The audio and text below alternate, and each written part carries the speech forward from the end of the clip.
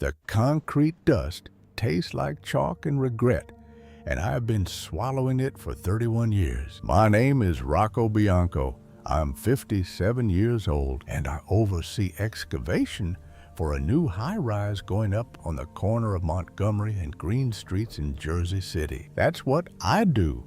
That's all I've ever done. You dig a hole deep enough, you find water, or you find nothing. And either way, you fill it back in and move to the next one. The foreman doesn't swing the hammer anymore, not since my left shoulder gave out in '09, but I still climb down into the pit every morning at 5:30, before the sun's thought about coming up over the Hudson. And I stand there with my clipboard and my hard hat, and I tell 22 men where to put their shovels. It's not glamorous work.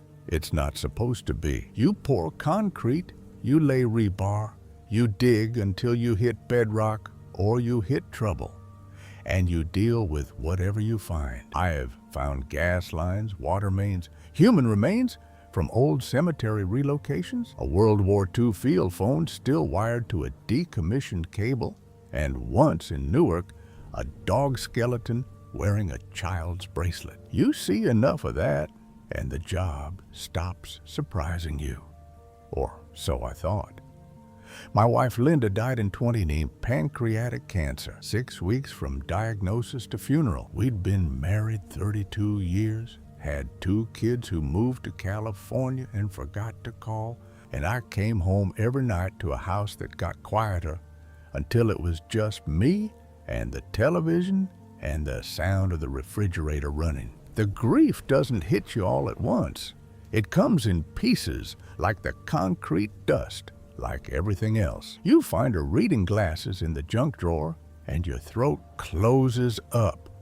You hear her laugh on an old voicemail and you have to sit down. After a while, you learn to carry it. You put it somewhere in your chest, next to the other things that hurt, and you keep walking, because that's what men like me do. We keep walking. We don't sit down, and we don't stop, because stopping means thinking, and thinking means feeling, and feeling means the whole thing comes apart. So I work. I get up at 4:45. I drink coffee black in the kitchen while the house is still dark. I drive the 20 minutes to the site, and I stand in the pit and I tell men where to dig. The high-rise is going to be 42 stories. Luxury apartments. Some tech firm out of San Francisco bought the lot, and they want it up in 18 months, which means we're running double shifts, and the equipment never stops screaming. The foundation requires us to go down 40 feet to hit the Jersey City bedrock, which is a mix of basalt and nice, hard as sin, and we're currently at 32 feet. The auger drill has been running around the clock for 3 weeks, chewing through the last layers of clay and gravel that sit on top of the rock. My crew is good. Tommy Vargas runs the backhoe, Eddie Kowalski operates the crane, and the rest are day laborers who show up, do what they're told, and go home. They don't talk to me much, and I don't talk to them.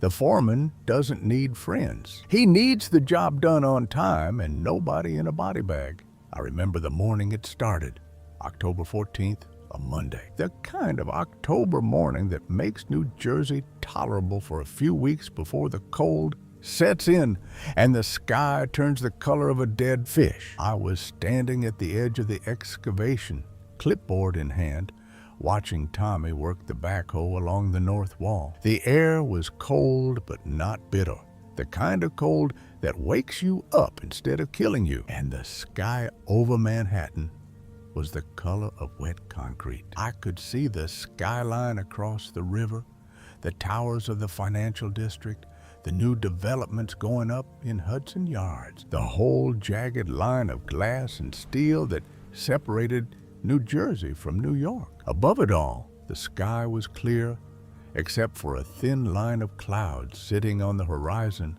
like something waiting. I didn't notice the helicopters at first. Construction sites are loud places, the kind of loud that drowns out everything except the things that matter, like the sound of metal hitting rock or the backup alarm on a dump truck. But Eddie Kowalski noticed. He was up in the crane cab 60 feet above the site, and he had a clear view of everything, including the river and the skyline. I saw him lean forward in his seat, his face pressed against the glass, and I knew something was wrong, because Eddie Kowalski never looked at anything except the load he was carrying. "Hey, Rocco!" he shouted down, his voice barely cutting through the noise of the auger.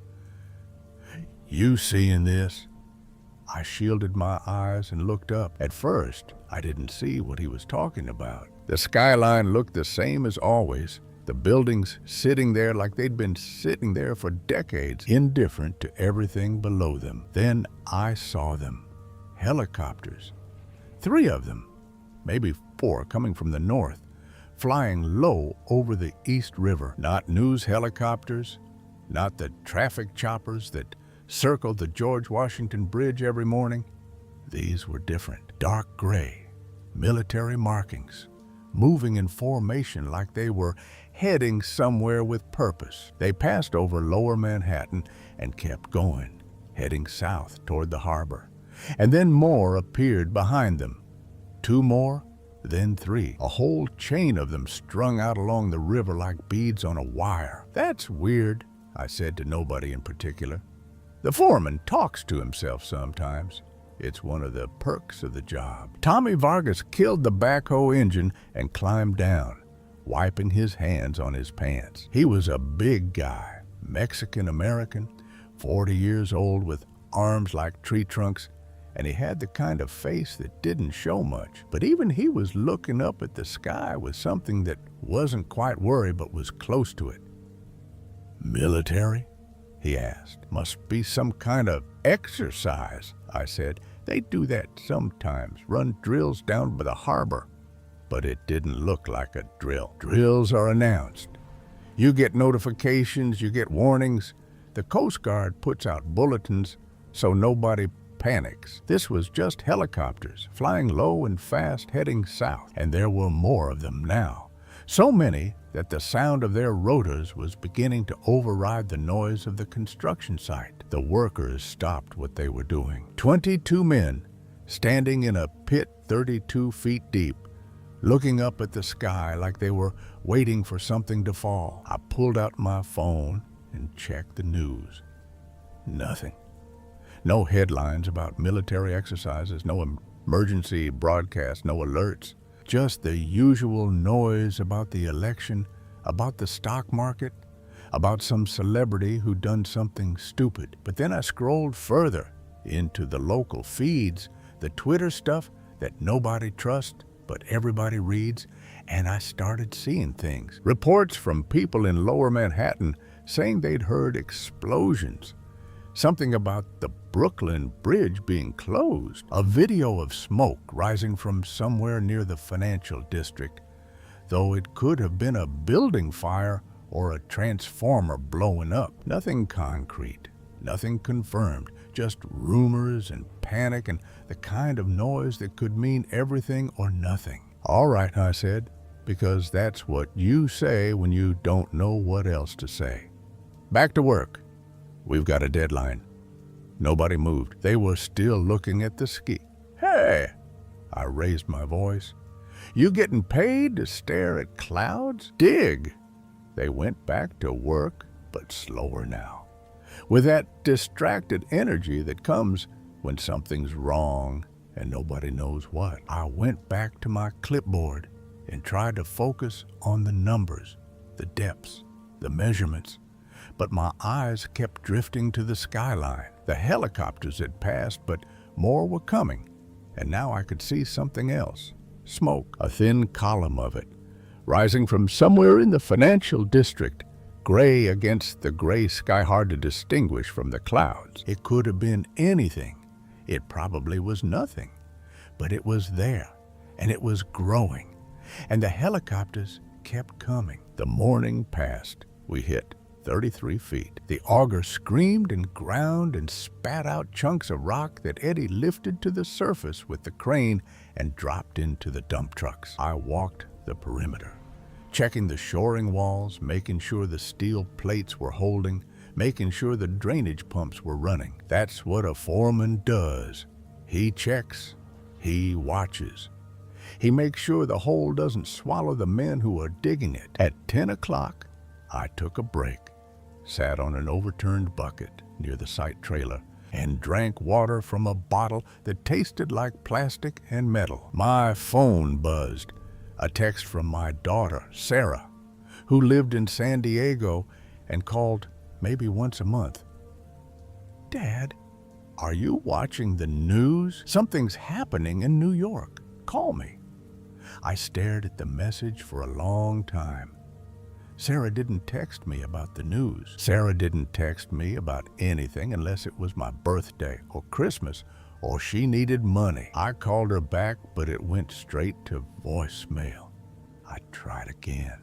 Same thing. The network was probably overloaded.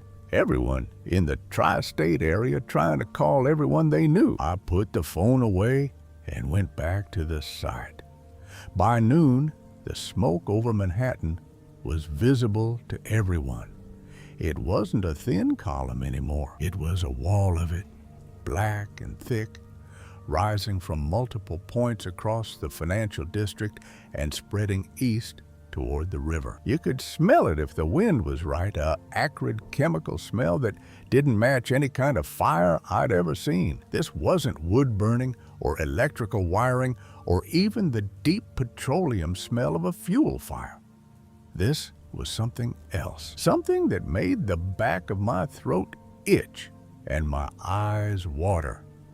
The workers gathered at the edge of the pit, staring across the river. Someone had pulled up a live news feed on their phone, and they passed it around like communion. Their faces tight with that specific kind of American fear that comes when something bad happens in New York and nobody knows how bad yet. I walked over and looked at the screen. A reporter was standing on a street somewhere in Tribeca, the camera shaking, the background chaos of people running and cars honking, and somewhere in the distance the wail of sirens layered so thick they sounded like a single, continuous scream. "We're getting unconfirmed reports of some kind of biological incident," the reporter was saying. She was young, probably sent out to cover a fire or a gas leak, and her face was the color of old paper. "Authorities are asking residents to stay indoors and avoid the lower Manhattan area. We're seeing National Guard vehicles moving toward the Holland Tunnel. We don't have confirmed details yet,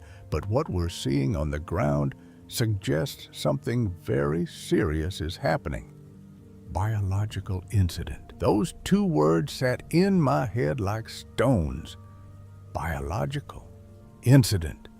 In the age we live in, those words mean one thing. They mean the worst thing. They mean the thing that every movie and every novel and every late-night conversation has warned us about.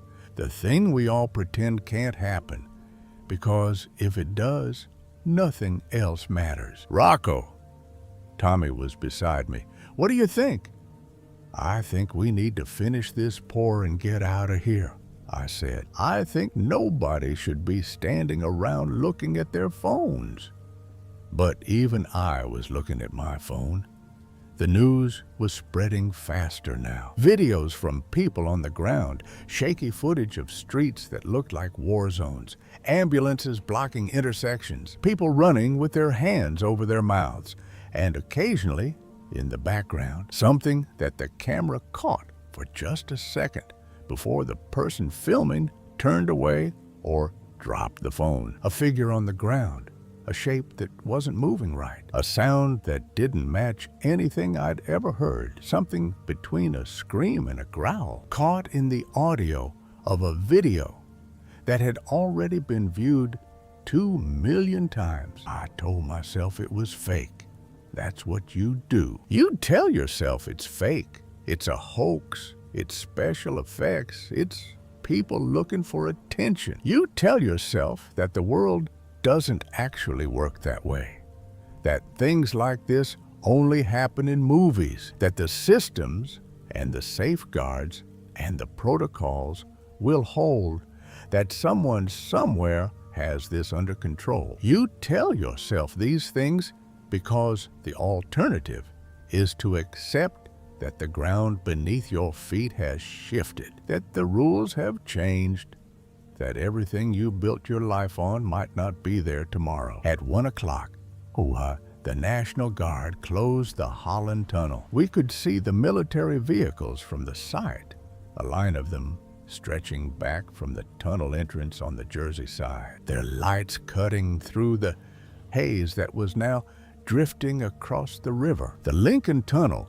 was still open, but traffic was bumper to bumper, a parking lot of headlights stretching from Weehawken to the tunnel mouth. The path trains had stopped running. Someone heard that the ferry was still going, but the ferry terminal was surrounded by National Guard troops and nobody was getting through. The workers wanted to leave. I could see it in their faces.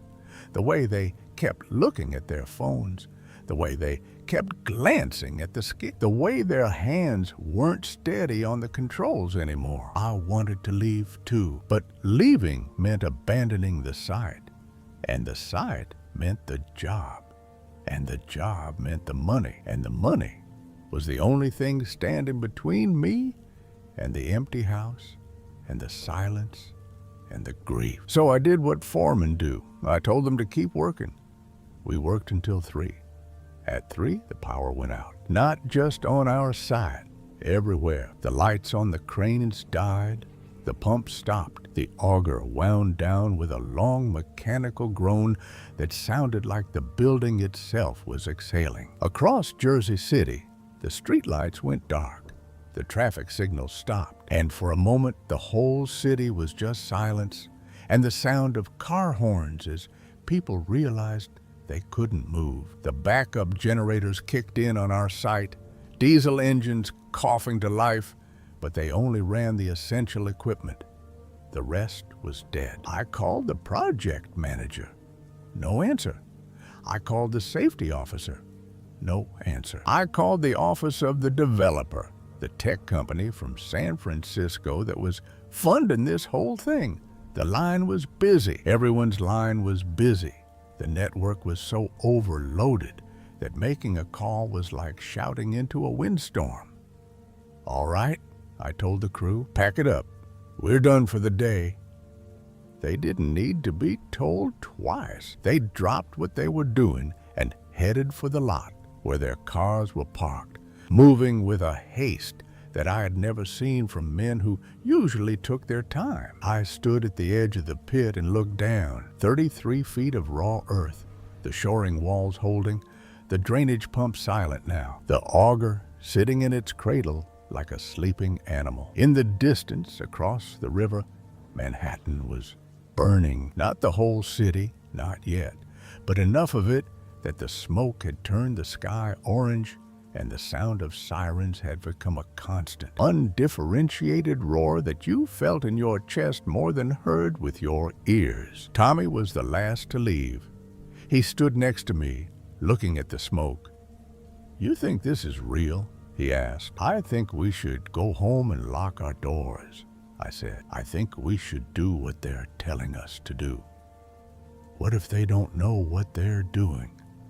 That was the question, wasn't it? What if the people in charge, the ones with the badges and the briefings and the emergency protocols, what if they were just as lost as we were? What if the systems that were supposed to protect us were failing, one by one, like lights going out in a house, until there was nothing left but the dark and the sound of something moving in it? I drove home through streets that were half empty. The traffic was thin, the way it gets during a blizzard when most people have the sense to stay inside.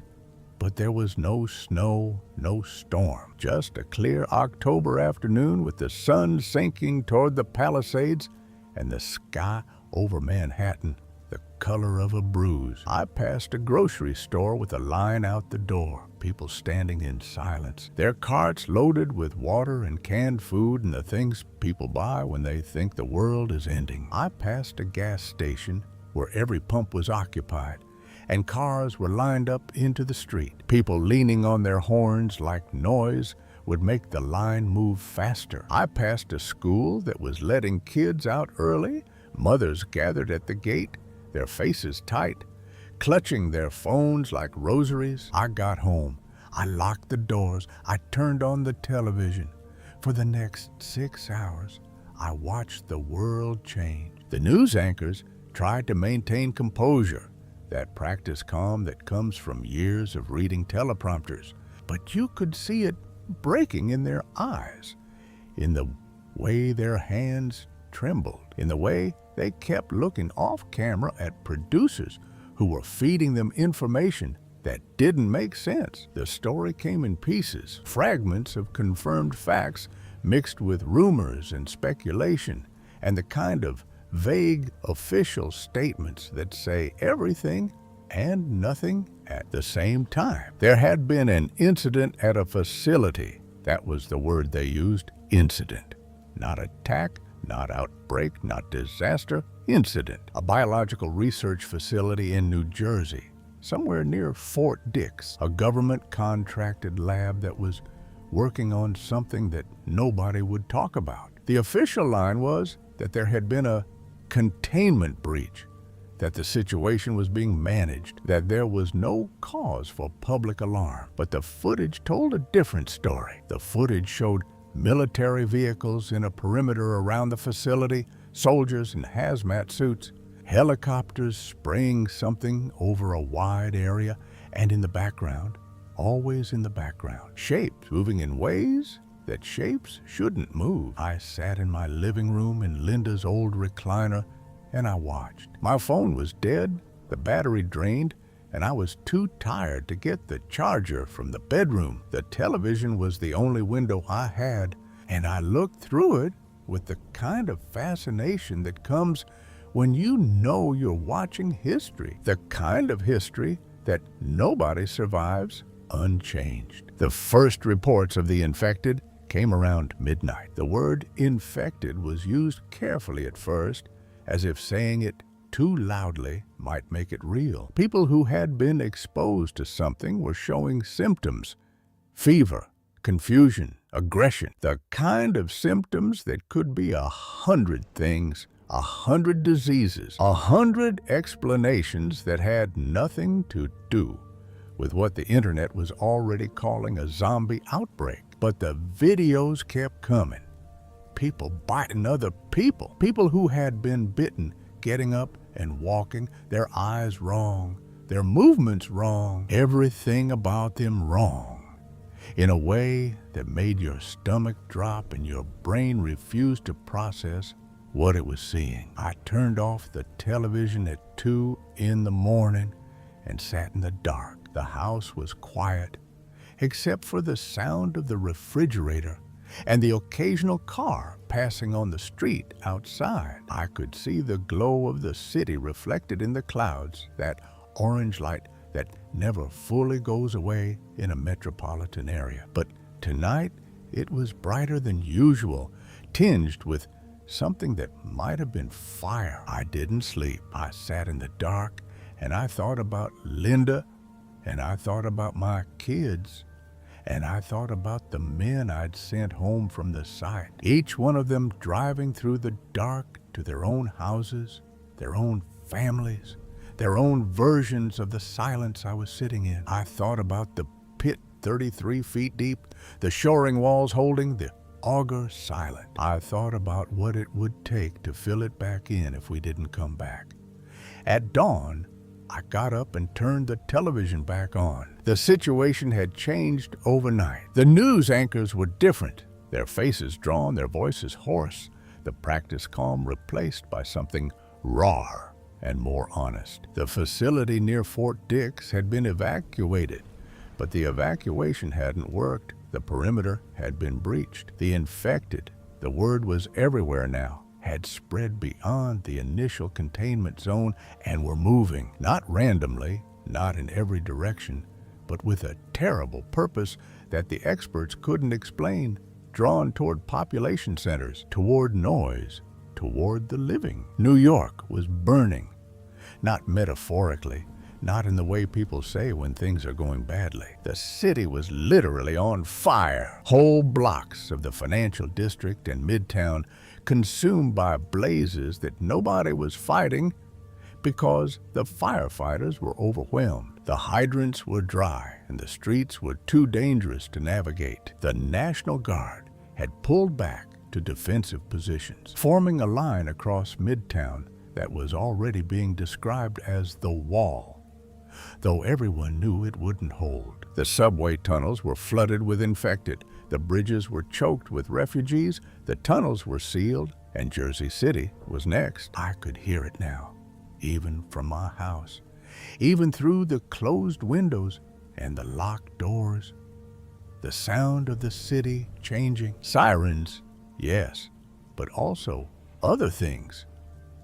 Gunfire, the sharp crack of rifles that meant the National Guard was shooting at something. Screams, the kind that go on and on without stopping, that tear through the air like fabric. And underneath it all, a sound that I'd never heard before, a low, constant murmur that might have been the wind or might have been something else, something that lived in the spaces between the buildings and the streets and the people who were still trying to live in them. I packed a bag. I'm not a prepper. I don't have a bunker or a stockpile or a plan for the end of the world, but I'm a construction foreman and I know how to pack for a job. Clothes, water, food from the pantry, the first aid kit from under the bathroom sink, the flashlight and the batteries, the multi-tool I keep in the kitchen drawer. I put on my work boots, the steel-toed ones that had walked through 31 years of construction sites, and I put on my hard hat because it was the only thing I had that felt like protection. And I stood in my living room and I tried to think. The rational thing to do was to stay, lock the doors, close the blinds, wait for the authorities to regain control, wait for the military to do what the military does. That was the rational thing, but I'd spent 31 years in construction, and one thing construction teaches you is that when the structure starts to give, you don't wait for it to fall on you. You move, you find the exit, you get out. I looked out the window. My street was quiet. The houses sat there like they'd always sat there, their lawns neat, their driveways empty, the trees dropping leaves in the October wind. It looked normal. It looked like Sunday morning in a New Jersey suburb, the kind of morning where you mow the lawn and wash the car and grill burgers in the backyard. But the air smelled wrong. It smelled like burning, like chemicals, like something underneath those smells that I couldn't name, something organic and wrong that made the back of my throat tighten. I went to the garage. I have a truck, a 28 Ford F-150 that I use for work, and I have a toolbox in the bed that contains everything a man needs to fix anything. Wrenches, hammers, screwdrivers, pliers, a reciprocating saw, a torch, lengths of rope, chains, bungee cords. I also have a baseball bat, an old Louisville Slugger that I keep in the cab for reasons I've never had to examine. I put the bag in the truck I got in, and I turned the key. The engine caught, and I backed out of the driveway. I drove to the end of the street and turned toward the city, toward the smoking, toward the sound, because that's where the men were. The men I worked with, the men who are probably at home right now with their families, watching the television, waiting for someone to tell them what to do. I don't know why I drove toward it instead of away. Maybe it was the men. Maybe it was the job. Maybe it was the thing that makes men like me walk into danger instead of away from it. The thing that's not bravery, but something older and less noble.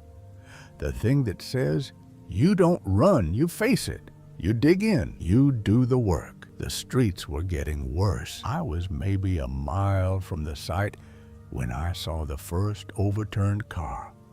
A sedan on its side in the middle of the intersection, smoke coming from under the hood. No driver, no passengers, just the car sitting there like it had been dropped by a giant hand.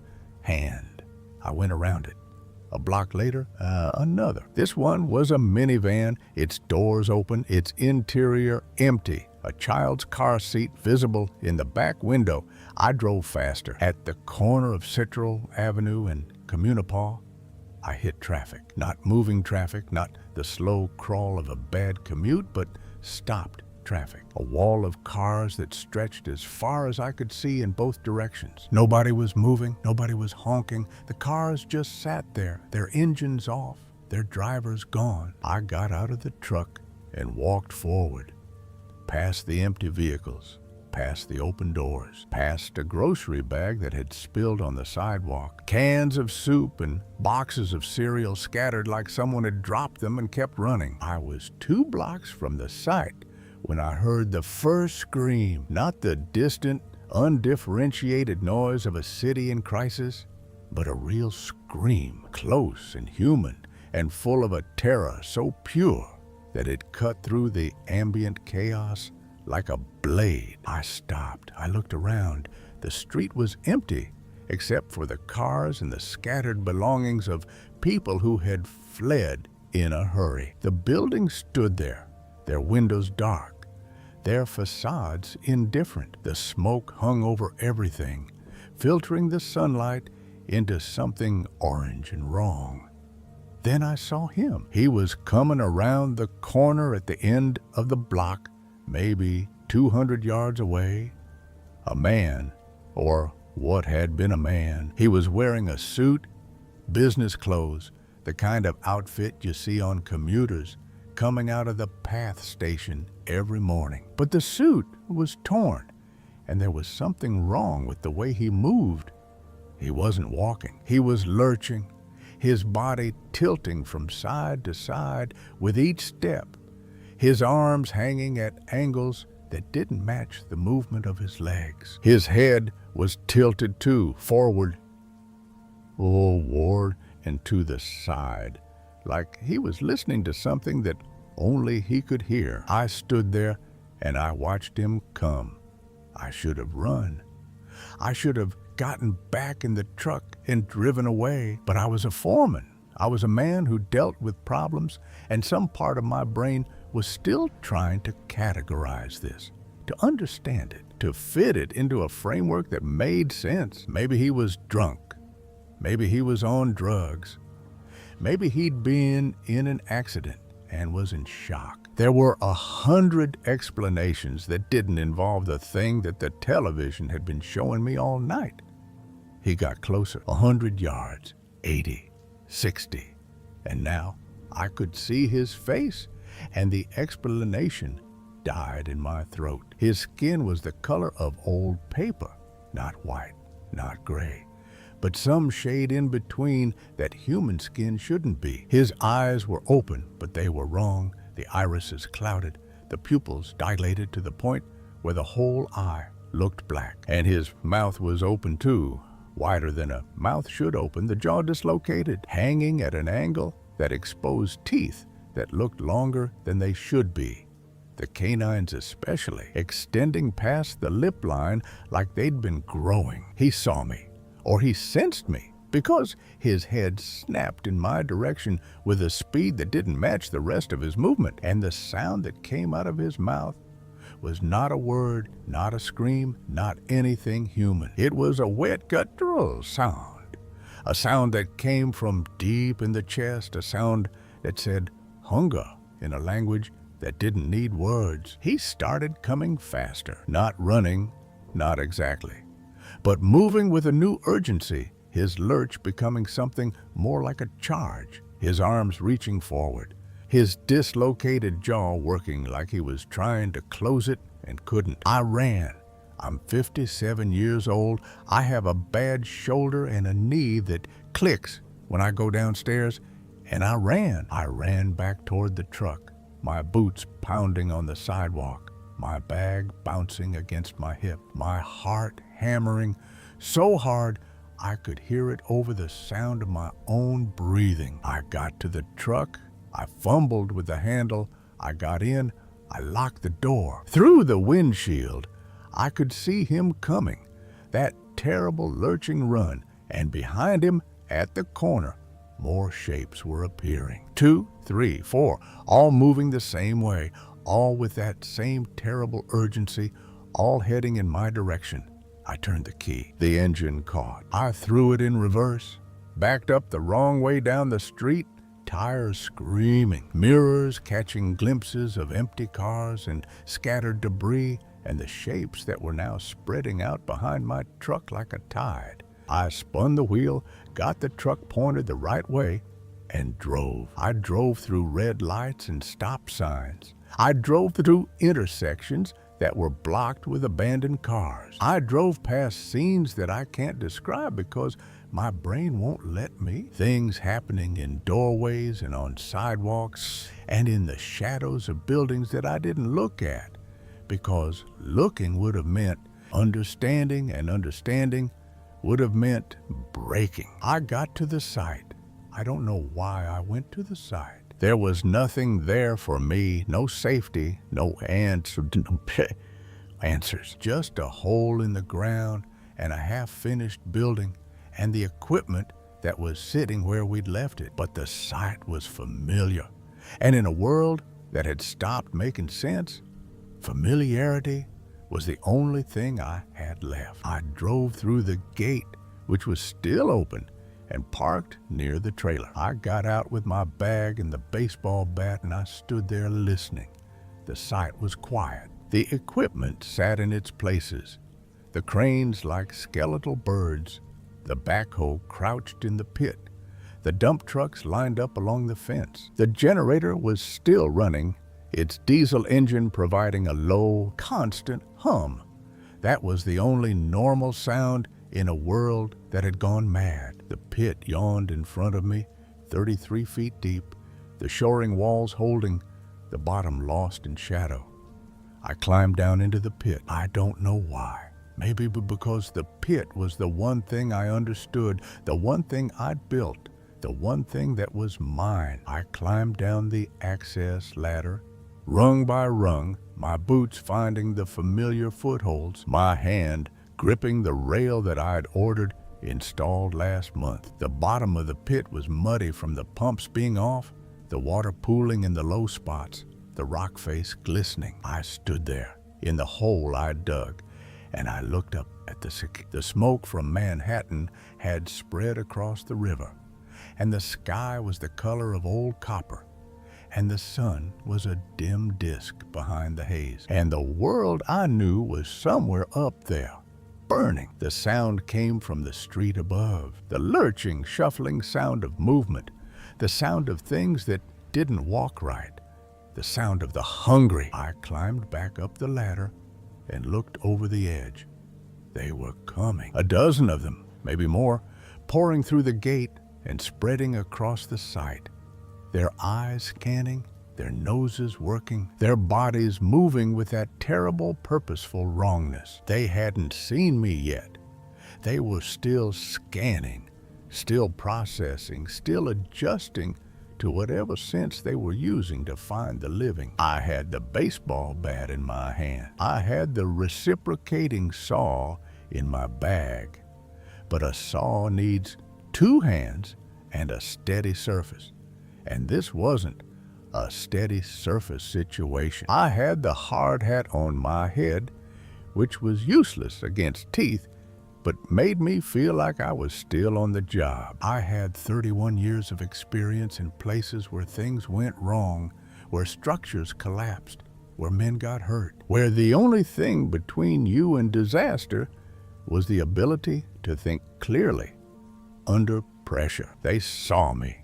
The first one reached the edge of the pit and went over. It didn't jump, didn't climb, just tipped forward like a man falling off a building, and it hit the shoring wall 10 feet down and bounced. its body folding in ways that didn't seem to cause it pain, and it kept going, sliding down the steel plates to the bottom, where it lay for a moment, its limbs at wrong angles, before it started to pull itself together and stand. The second one went over, then the third. They fell into the pit like rain, one after another, their bodies hitting the walls and the ground and the water, their sounds filling the confined space with echoes that made it sound like there were twice as many as there were. I backed away from the edge, toward the auger, toward the equipment, my mind racing through the inventory of things I had available: steel pipe, chain, kubarkis, the hydraulic hammer attachment for the excavator sitting on its pallet near the north wall, the diesel generator which could be throttled up to provide power for the electric tools. I was still thinking like a foreman. I was still looking at the problem the way I'd look at any problem on a job site. What do you have? What do you need? What's the fastest way from here to there? It didn't matter that the problem was people who used to be alive and now weren't. That the obstacles were teeth and hunger instead of gravity and concrete. The calculus was the same. You work with what you have.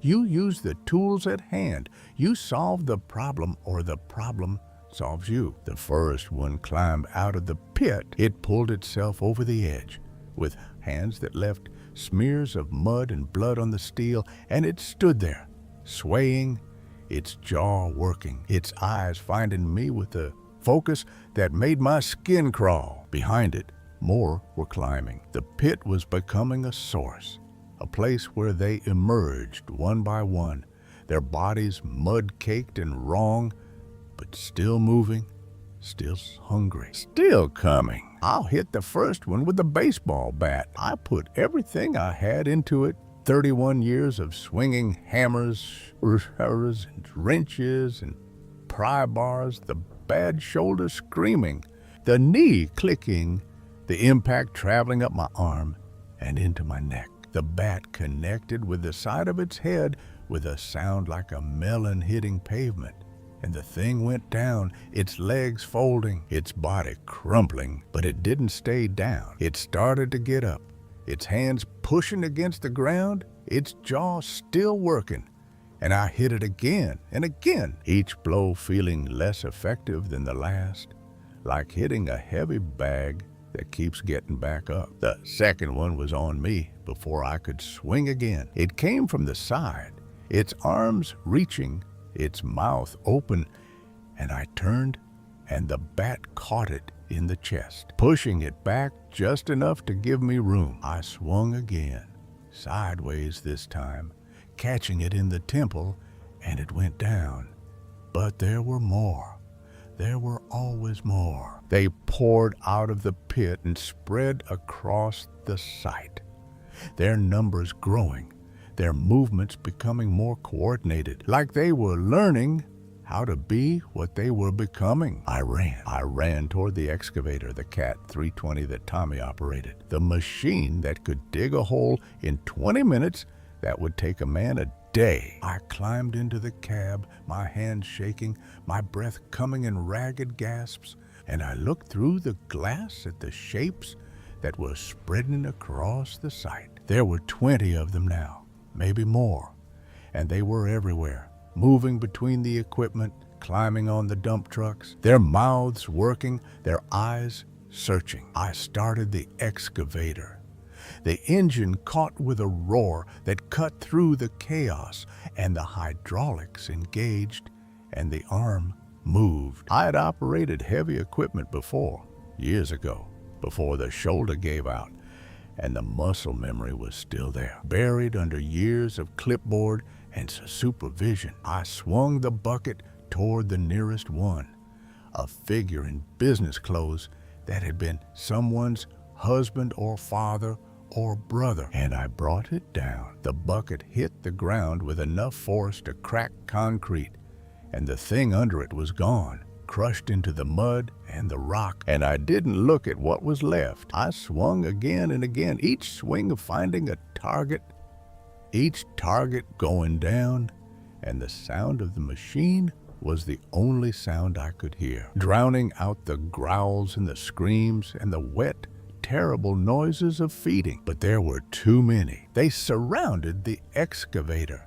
their hands slapping against the metal, their mouths biting at the glass, their weight pressing against the tracks. The machine groaned under the assault, the hydraulics struggling, the engine laboring. I swung the arm, I drove the bucket, I did everything I could, but for every one I put down, two more appeared, climbing over the ones I'd crushed, their hunger overriding any sense of self-preservation that might have remained. I left the excavator. I jumped from the cab, landed hard, felt the impact in my knees and my back, and I ran toward the bulldozer, the D6 that sat at the far end of the site near the access road. The dozer was bigger, heavier, with a blade that could push anything out of its path. I climbed on, started it, felt the engine rumble to life beneath me.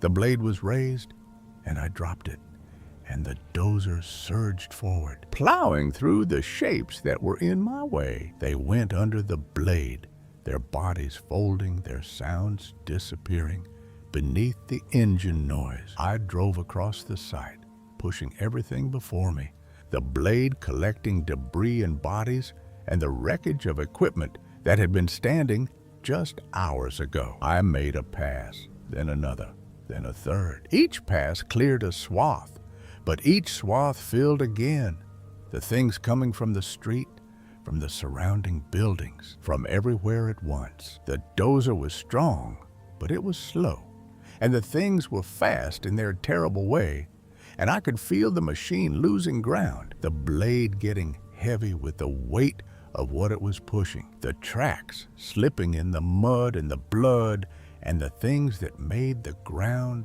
slick. I climbed to the top of the dozer. I stood on the engine housing above the blade, above the cab, and I looked out at the site that I'd spent months turning from an empty lot into a construction project. The pit was full of them now, a river of bodies climbing out and spreading across the site. The equipment was surrounded. The trailer was breached, its door hanging open, its interior dark, and the street beyond the gate was a solid mass of movement, a tide of the dead flowing in from the city, from the river, from everywhere the fire and the screaming had driven them. I had the baseball bat. I had the multi-tool from my bag which had a blade on it. I had the hard hat. I had 31 years of building things and a lifetime of knowing how to use my hands. And I was standing on top of the only thing on the site that they couldn't pull down, a machine that weighed 40 tons, a machine that I'd used to push earth and rock and debris, a machine that had crushed 100 of them in the last 10 minutes and was still running, still idling, still waiting for me to tell it what to do. The fuel gauge was in the red. The engine was making a sound it shouldn't have been making, a rattling that meant something was loose inside, something was breaking. The hydraulic fluid was leaking. I could see it dripping from the arm, a thin stream of red that mixed with the mud on the tracks. The dozer was dying. It had done its job, and now it was dying. And when it died, I would be standing on top of a dead machine in the middle of a dead city with nothing but a baseball bat and a multi-tool and the knowledge that the world I knew was gone. I looked across the river one last time. Manhattan was a wall of smoke and fire. The skyline that I'd looked at every day of my life reduced to silhouettes against the orange glow. The Statue of Liberty was out there somewhere, beyond the smoke, beyond the fire, beyond the reach of anything I could do. The harbor was dark except for the reflections, and the ships that should have been moving were standing still, their lights out, their decks empty. The dozer sputtered. The engine coughed, coughed again. The idle dropped.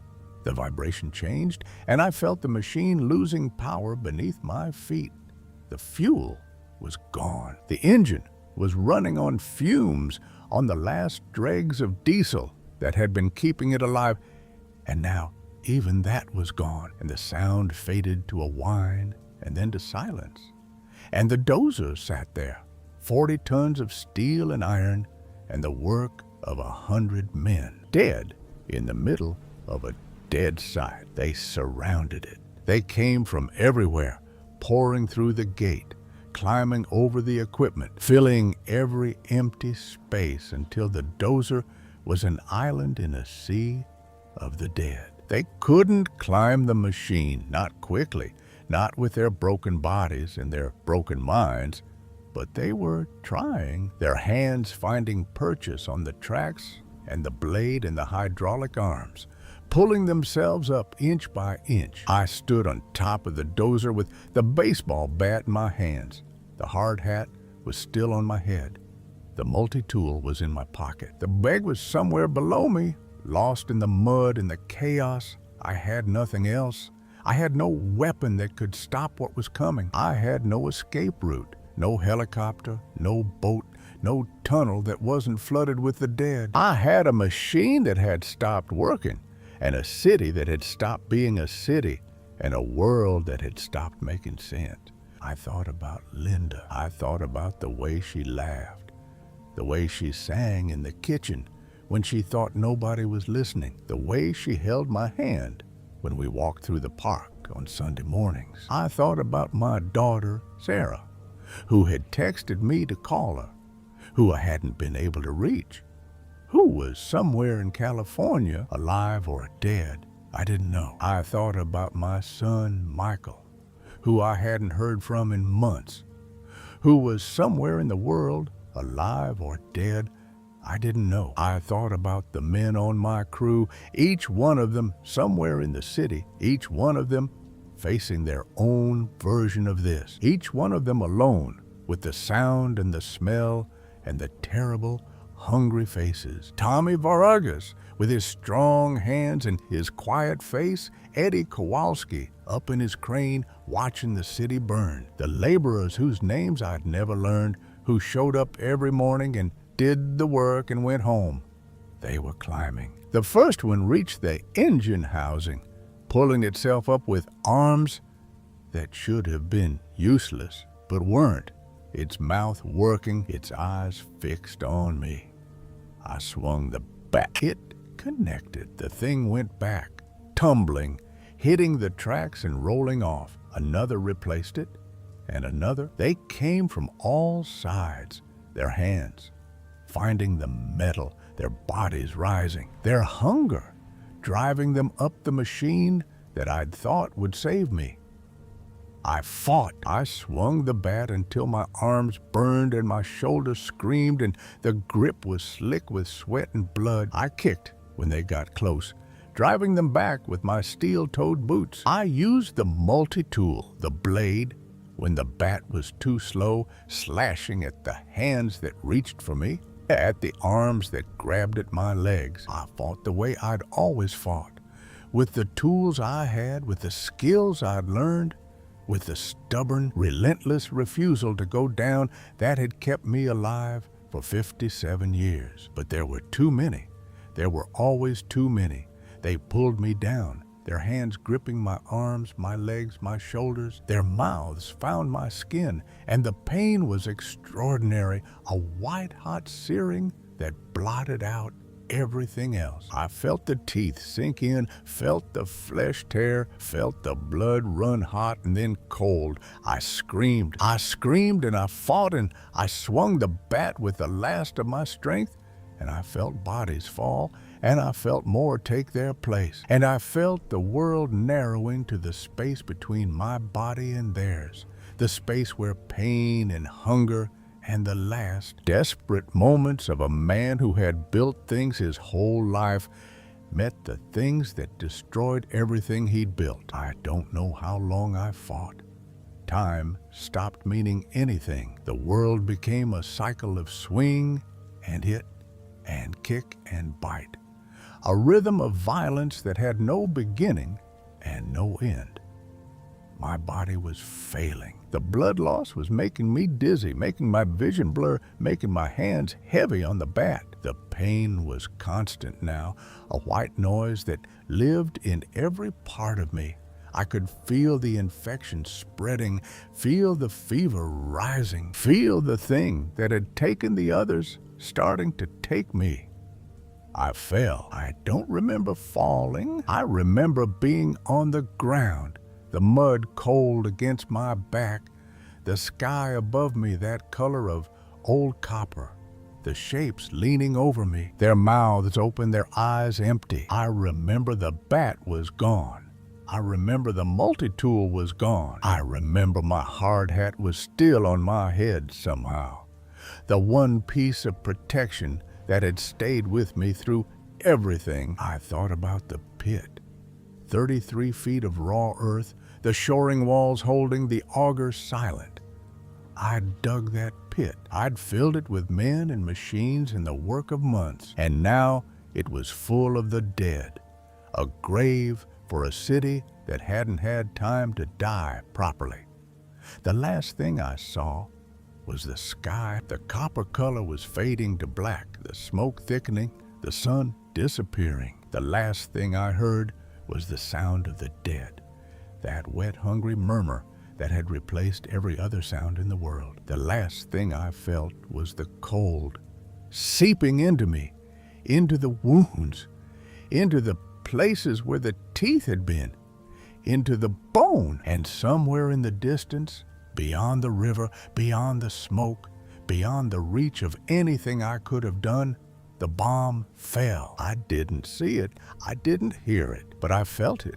A vibration in the earth, a tremor that ran through the mud and the rock and the bodies and the machine I'd died on. The ground shook. The sky lit up, not with fire, but with something brighter, something that turned the copper sky white for one impossible instant. And then the shock wave came, a wall of pressure that swept across the river and hit Jersey City like the hand of God, flattening buildings, scattering debris, turning the air itself into a weapon. I was already gone by then. I was already somewhere else, somewhere that didn't have teeth or hunger or the sound of the dead. But my body, what was left of it, was on top of the dozer when the wave hit, and it was thrown clear, and it landed in the mud near the pit, and it lay there, face up, the hard hat still on its head, the eyes open, staring at a sky that was no longer there. The virus didn't stop. The bomb destroyed the city. Yes, a 12-mile radius of absolute annihilation, the kind of destruction that leaves nothing standing, nothing living, nothing recognizable as the work of human hands. But the virus had already spread, carried by the dead, carried by the survivors, carried by the wind and the water, and the 10,000 ways that contagion finds to move through a world that has forgotten how to stop it. In the weeks that followed, the infection spread south along the coast, north through the suburbs, west through the countryside. The military tried to contain it, then tried to slow it, then tried to survive it. The government relocated, then fragmented, then disappeared. The infrastructure collapsed, one system at a time, like the lights going out in a house, until there was nothing left but the dark and the sound of something moving in it. The dead walked. That's what the survivors said. The ones who were left, the ones who'd found places to hide and ways to survive, and the strength to keep going, when going meant nothing except the continuation of a breath that had no purpose. The dead walked, and they were many, and they were hungry, and they did not stop. Rocco Bianco was buried in the mud of a construction site in Jersey City on a foundation that was never finished, for a building that was never built. His hard hat was found months later by a scavenger, dented and cracked, the company logo still visible under the grime. The scavenger took it because it was something, because in a world where everything had been taken, having something was enough. He wore it on his head as he walked through the ruins. And sometimes, on quiet nights, when the wind was right and the dead were far enough away, he thought he could hear the ghost of the man who'd worn it before him, giving instructions, telling someone where to dig, doing the only thing he'd ever known how to do. The world went on. Not the world of cities and governments and the things that humans had built, but the world itself. The earth and the sky and the water, indifferent to the creatures that walked on it. The dead spread across the continent like a stain, their numbers growing, their hunger unquenchable. The living hid, fought, died, and sometimes in the spaces between the darkness, they survived. They found each other, they formed groups, then communities, then something that might, in time, become a civilization. But it was a long time coming, and the road to it was paved with the bones of the ones who didn't make it. And in Jersey City, in the ruins of the construction site, in the pit that Rocco Bianco had dug, the auger sat silent, its teeth buried in rock that would never be foundation. The cranes stood like skeletons against the sky. The bulldozer sat where it had stopped, its blade buried in mud and memory, and the dead walked past it day after day, drawn by the sound of the wind through the metal, drawn by the smell of the earth, drawn by the same hunger that had driven them when they were alive, a hunger that had no name and no end and no cure. The virus was never contained. The dead never stopped. The living never stopped fighting. And the world that Rocco Bianco had known, the world of concrete and steel and the honest work of building things, was gone, replaced by a world of survival and loss, and the long, slow process of learning to live in the ruins. That's the story. That's how it happened. Not with a single moment of clarity or a single act of heroism, but with a slow unraveling, a thread pulled from a fabric until the whole thing came apart. One man in a hard hat, standing on a bulldozer in a city that was dying, doing the only thing he knew how to do, fighting with the tools he had, with the skills he'd learned, with the stubborn refusal to go down that had defined his life. It wasn't enough. It was never going to be enough. But it was what he did, and it was who he was. And in a world that had forgotten what those things meant, it was the only thing that mattered. The dead walk, the living hide. The bomb fell, and the city burned, and the virus spread, and the world ended. Not all at once, not dramatically, not with the kind of finality that movies promise, but slowly, piece by piece, like a building being demolished floor by floor until nothing is left but the foundation. And even the foundation cracks, even the bedrock gives, even the things that seem permanent and unshakable turn out to be as fragile as everything else. Rocco Bianco dug his hole. He filled it with work and men and the honest effort of building something that would last. And in the end, the hole filled itself with mud and water and the bodies of the dead. And the building that was supposed to rise from it never did. It stands there still, in the minds of the few who remember, a skeleton of steel and concrete, a monument to the things we build and the things that tear them down. The end came not with a bang, but with a groan, the wet, hungry sound of the dead walking through the streets of a city that had been alive just hours before. It came with the smell of smoke and the taste of concrete dust and the feeling of teeth breaking skin. It came with the silence that follows the last scream, the silence that is not peace, but the absence of everything that made noise worth making. I was there. I saw it.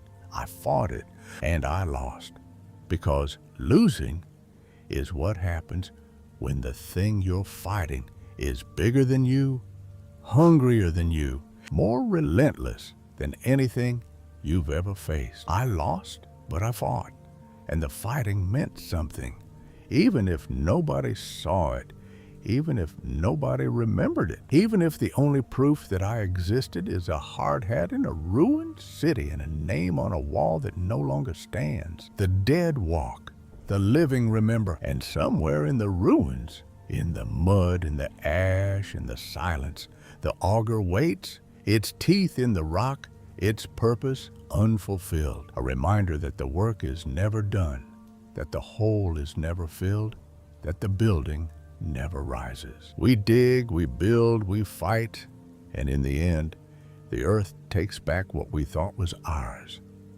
Rocco Bianco, foreman, 57 years old, Jersey City, New Jersey. He dug the hole, he built the walls, he fought the dead. And when the bomb fell, when the city burned, when the world ended, he was there, on top of his bulldozer, with a baseball bat in his hands and a hard hat on his head, doing the only thing he knew how to do, working until the job was done, working until there was no more job to do, working until the silence came, and the dark, and the sound of the dead, walking through the ruins of everything he'd ever built. That's the story. That's how it ends. Not with hope, not with salvation, not with the kind of ending that makes you feel good about being alive, but with the truth, which is that some things can't be survived, some battles can't be won, and some men can only do what they've always done until there's nothing left to do it on. The dead walk, the living hide, the virus spreads, the world ends, and Rocco Bianco digs his hole one last time in the dark, with the sound of teeth in the walls and the silence that follows. The end. But that isn't the whole story. That's how it ended, yes, but it isn't how it began. And it isn't the middle, and the middle is where the real horror lives. The real horror isn't the teeth, or the blood, or the sound of the dead. The real horror is the space between the last normal moment and the first moment you realize nothing will ever be normal again. That space is where everything you are falls apart, piece by piece, like concrete crumbling in slow motion. I need to go back. I need to tell you about the things that happened before the dozer, before the sight, before the helicopters. I need to tell you about the days leading up to it, the small signs, the warnings that nobody heeded, the cracks in the foundation of the world that nobody saw, until the whole thing came down. It started 3 weeks before the outbreak. 3 weeks? 21 days, that's all it took. 21 days from the first incident at the facility to the end of everything I knew. And in those 21 days, I lived through things that no man should have to live through. Things that broke parts of me that I didn't know could break. Things that taught me what it means to be human when being human is the most dangerous thing you can be. I remember the first week. It was early October.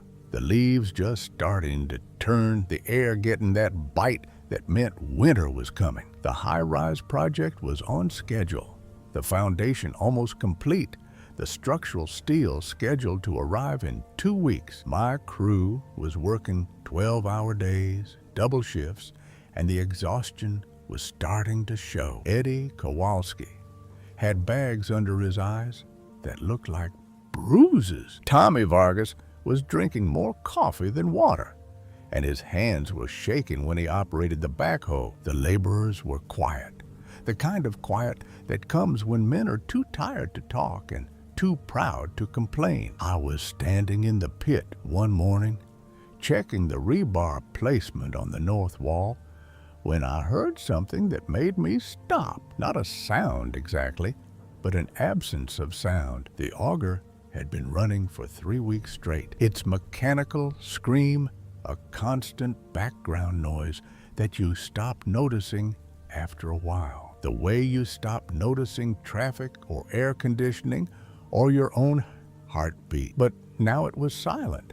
The motor was still running, but the drill bit wasn't turning. And the silence was so sudden and so complete that it felt like a physical thing, like a hand pressing against my chest. I looked up. The auger operator, a kid named Danny Rojas, was standing beside the machine, his hands hanging at his sides, his face the color of old putty. He was staring at something in the hole, something that the drill had brought up, something that was locking on the edge of the excavation like a dead thing washed up on a beach. I climbed over to him.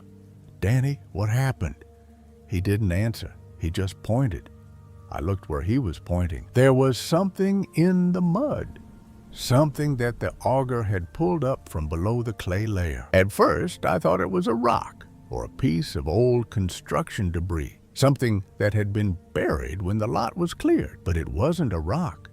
It was too regular, too smooth, and it was the wrong color. It was dark, almost black, but with a sheen that caught the light like metal. And it was warm. I could feel the heat coming off it, even standing 3 feet away. A warmth that didn't match the October air.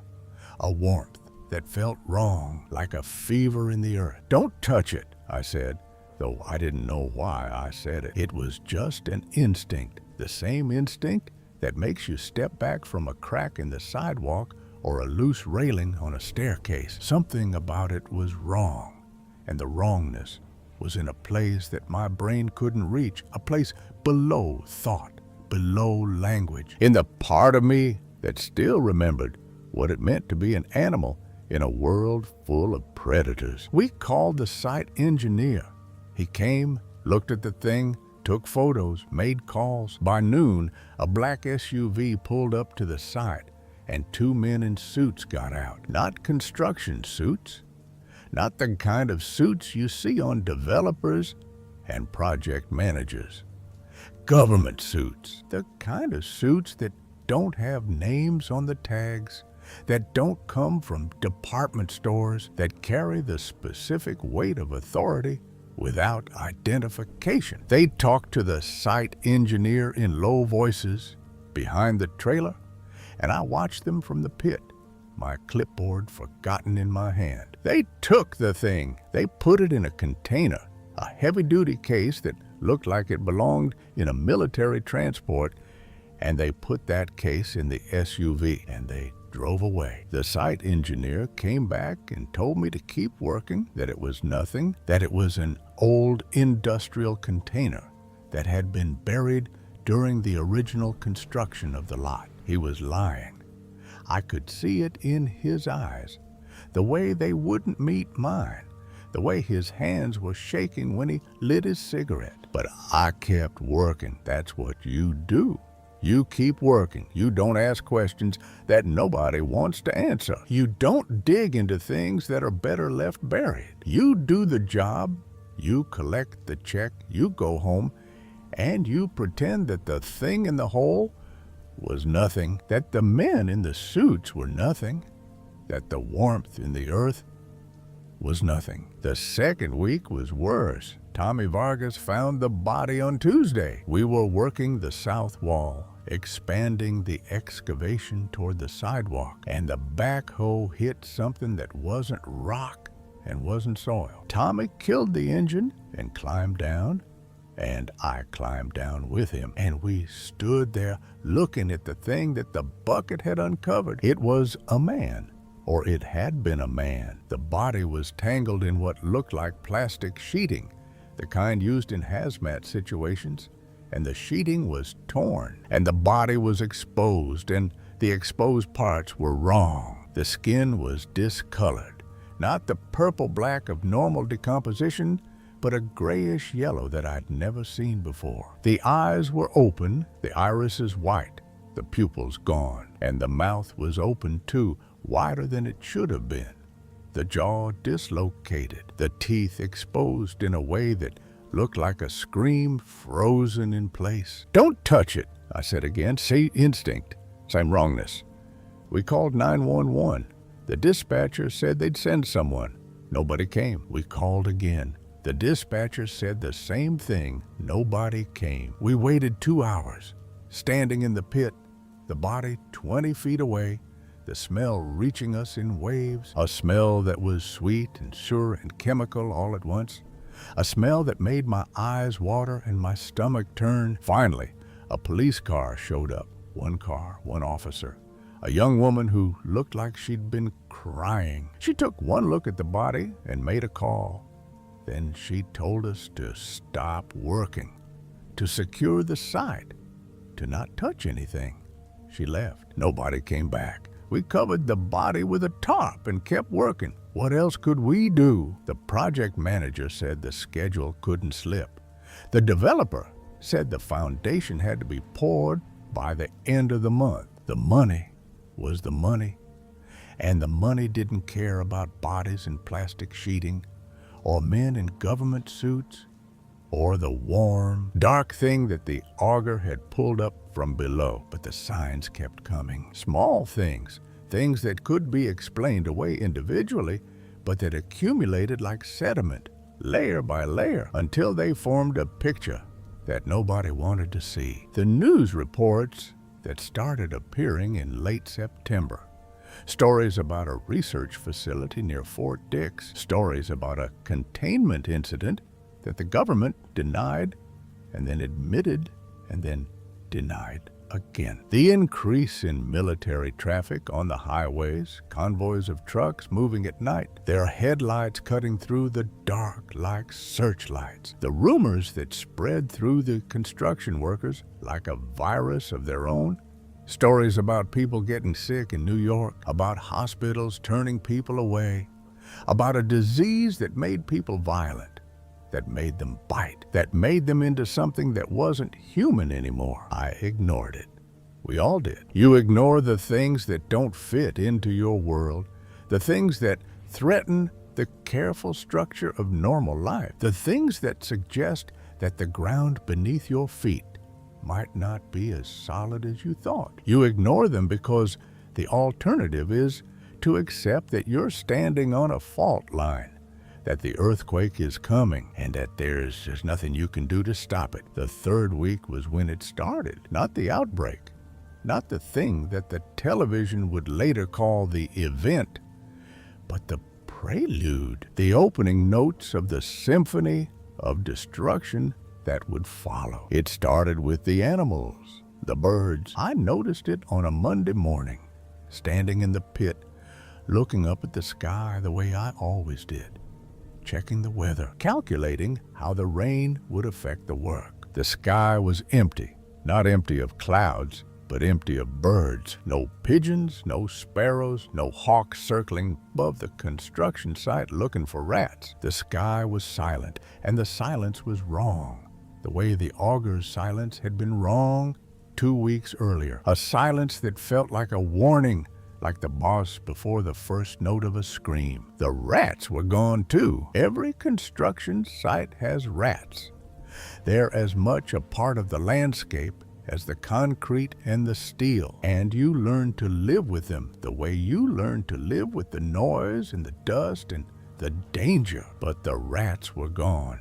The bait stations that we kept around the perimeter were untouched, the cheese moldy, the traps unsprung. The dumpster behind the trailer, which usually attracted a dozen of them every night, was clean. It was like they'd left, like they'd known something that we didn't, and they'd packed up and moved on to wherever rats go when the world starts to end. On Wednesday, the water in the pit started to change color, not the muddy brown that you expect from groundwater seepage, but something darker, something with a reddish tint that looked like rust but didn't smell like rust. The drainage pumps were working fine. The water was flowing, but the color was wrong, and the smell was wrong, and when I put my hand in it, the water was warm, not hot, not scalding, but warm the way the thing in the hole had been warm, a fever warmth, a warmth that didn't belong. I called the environmental engineer.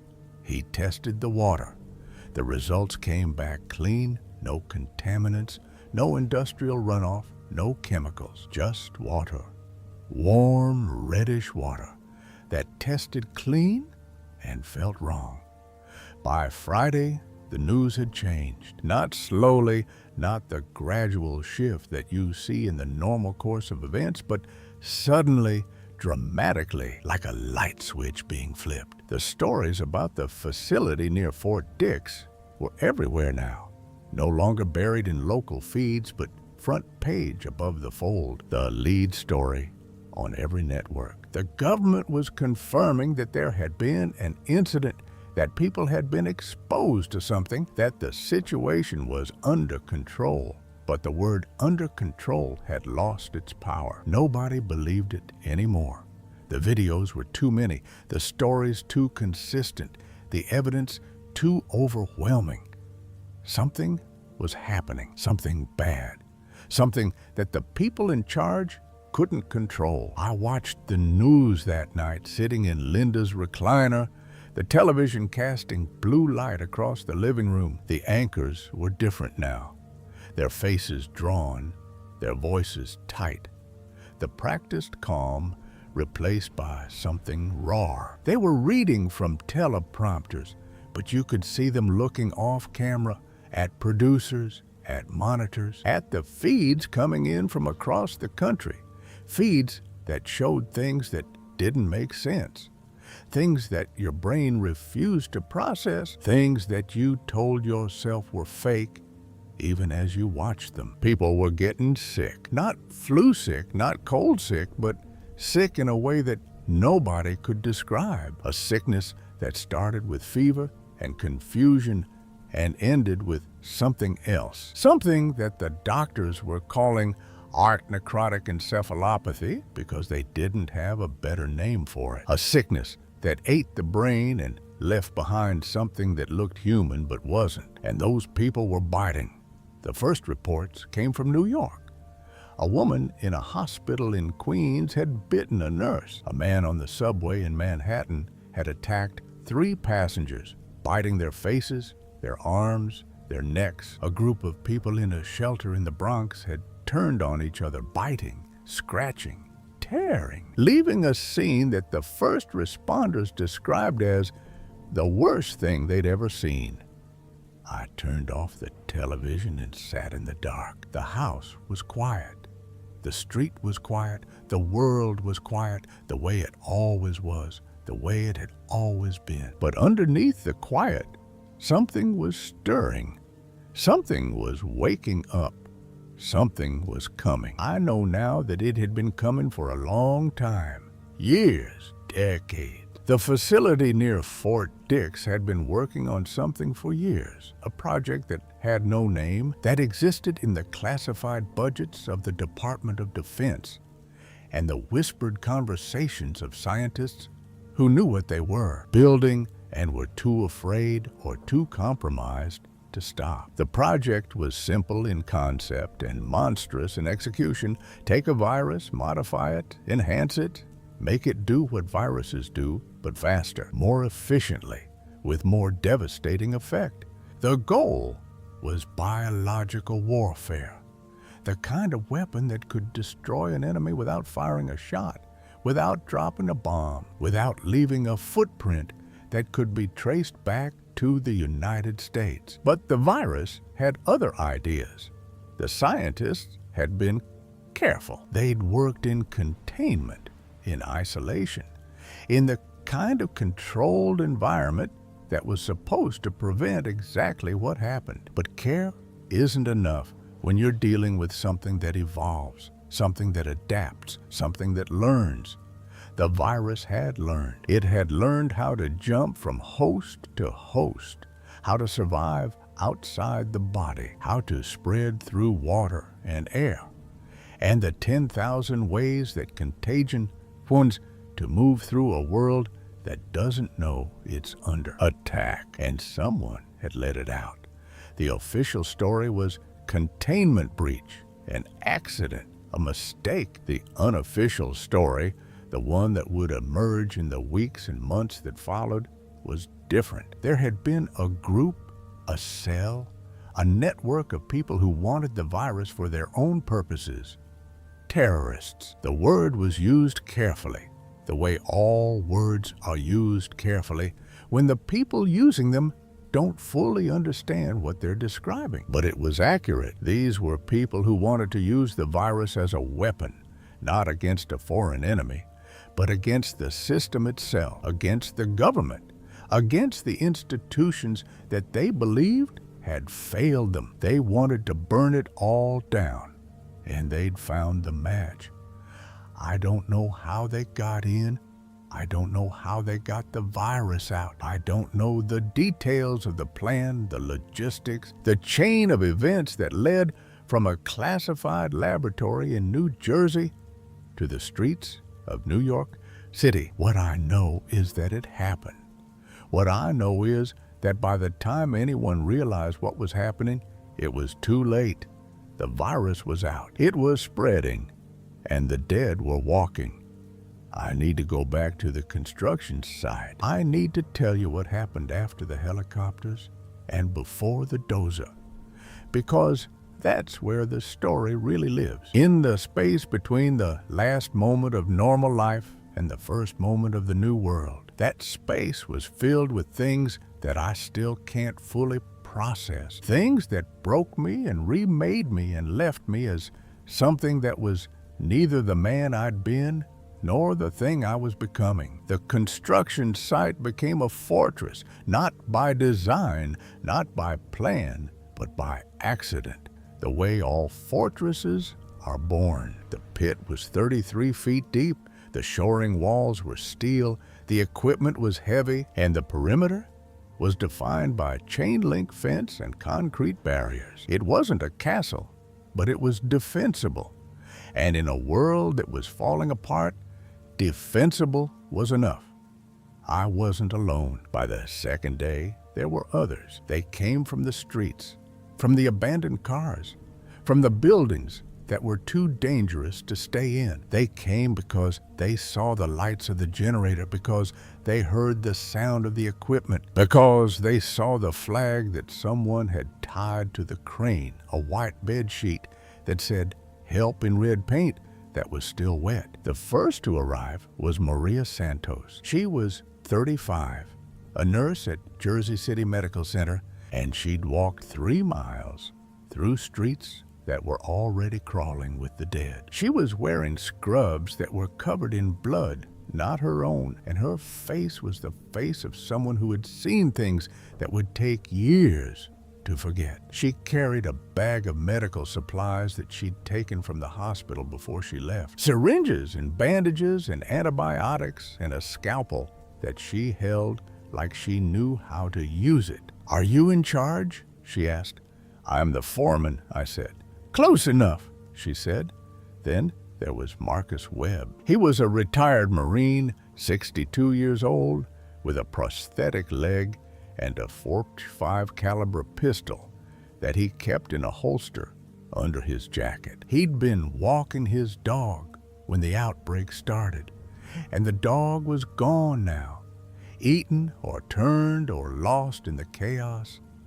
And Marcus was alone, and he was angry, and he was looking for someone to follow or someone to fight. He chose me, which was either the best decision he made or the worst, depending on how you look at it.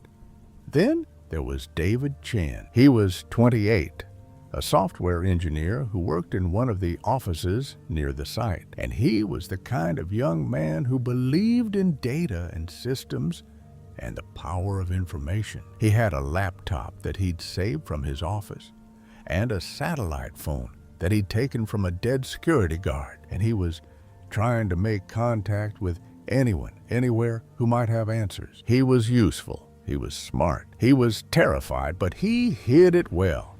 And in a world where terror was the default emotion, hiding it was a skill. And there was Angela Price. She was 45, a former high school teacher who had been visiting her sister in Jersey City when the outbreak started. Her sister was dead now, bitten in their own living room by a neighbor who had been perfectly normal 5 minutes before and was perfectly dead 5 minutes after. Angela had killed the neighbor with a kitchen knife, and she'd kept the knife. And she carried it now in a sheath that she'd fashioned from a dish towel. And she held it the way you hold something that has already saved your life once and might need to do so again. We were an unlikely group: a foreman, a nurse, a Marine, an engineer, and a teacher. We had nothing in common except the fact that we were alive and we were in the same place at the same time.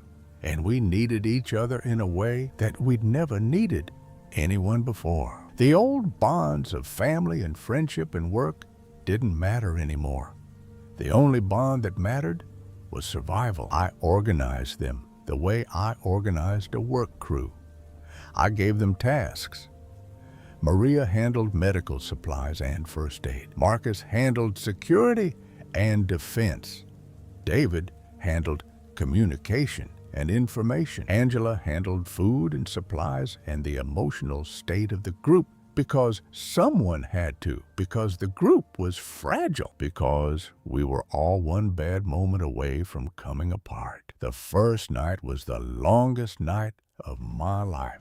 We locked down the site as best we could. Marcus and I chained the gates, stacked concrete barriers, ran cable across the access road. Maria set up a medical station in the trailer, sorting supplies, making bandages, preparing for the wounds that she knew were coming. David worked the satellite phone, trying to reach anyone, getting static and slants and occasionally a voice that cut in for a second before disappearing. Angela raided the vending machines in the office building next door, coming back with armfuls of candy bars and chips and bottled water that she distributed with the efficiency of a teacher managing a classroom. We could hear them in the dark, the dead. They moved through the streets around the site, their footsteps irregular, their breathing wrong, the sounds they made not quite human and not quite animal. They pressed against the chain-link fence,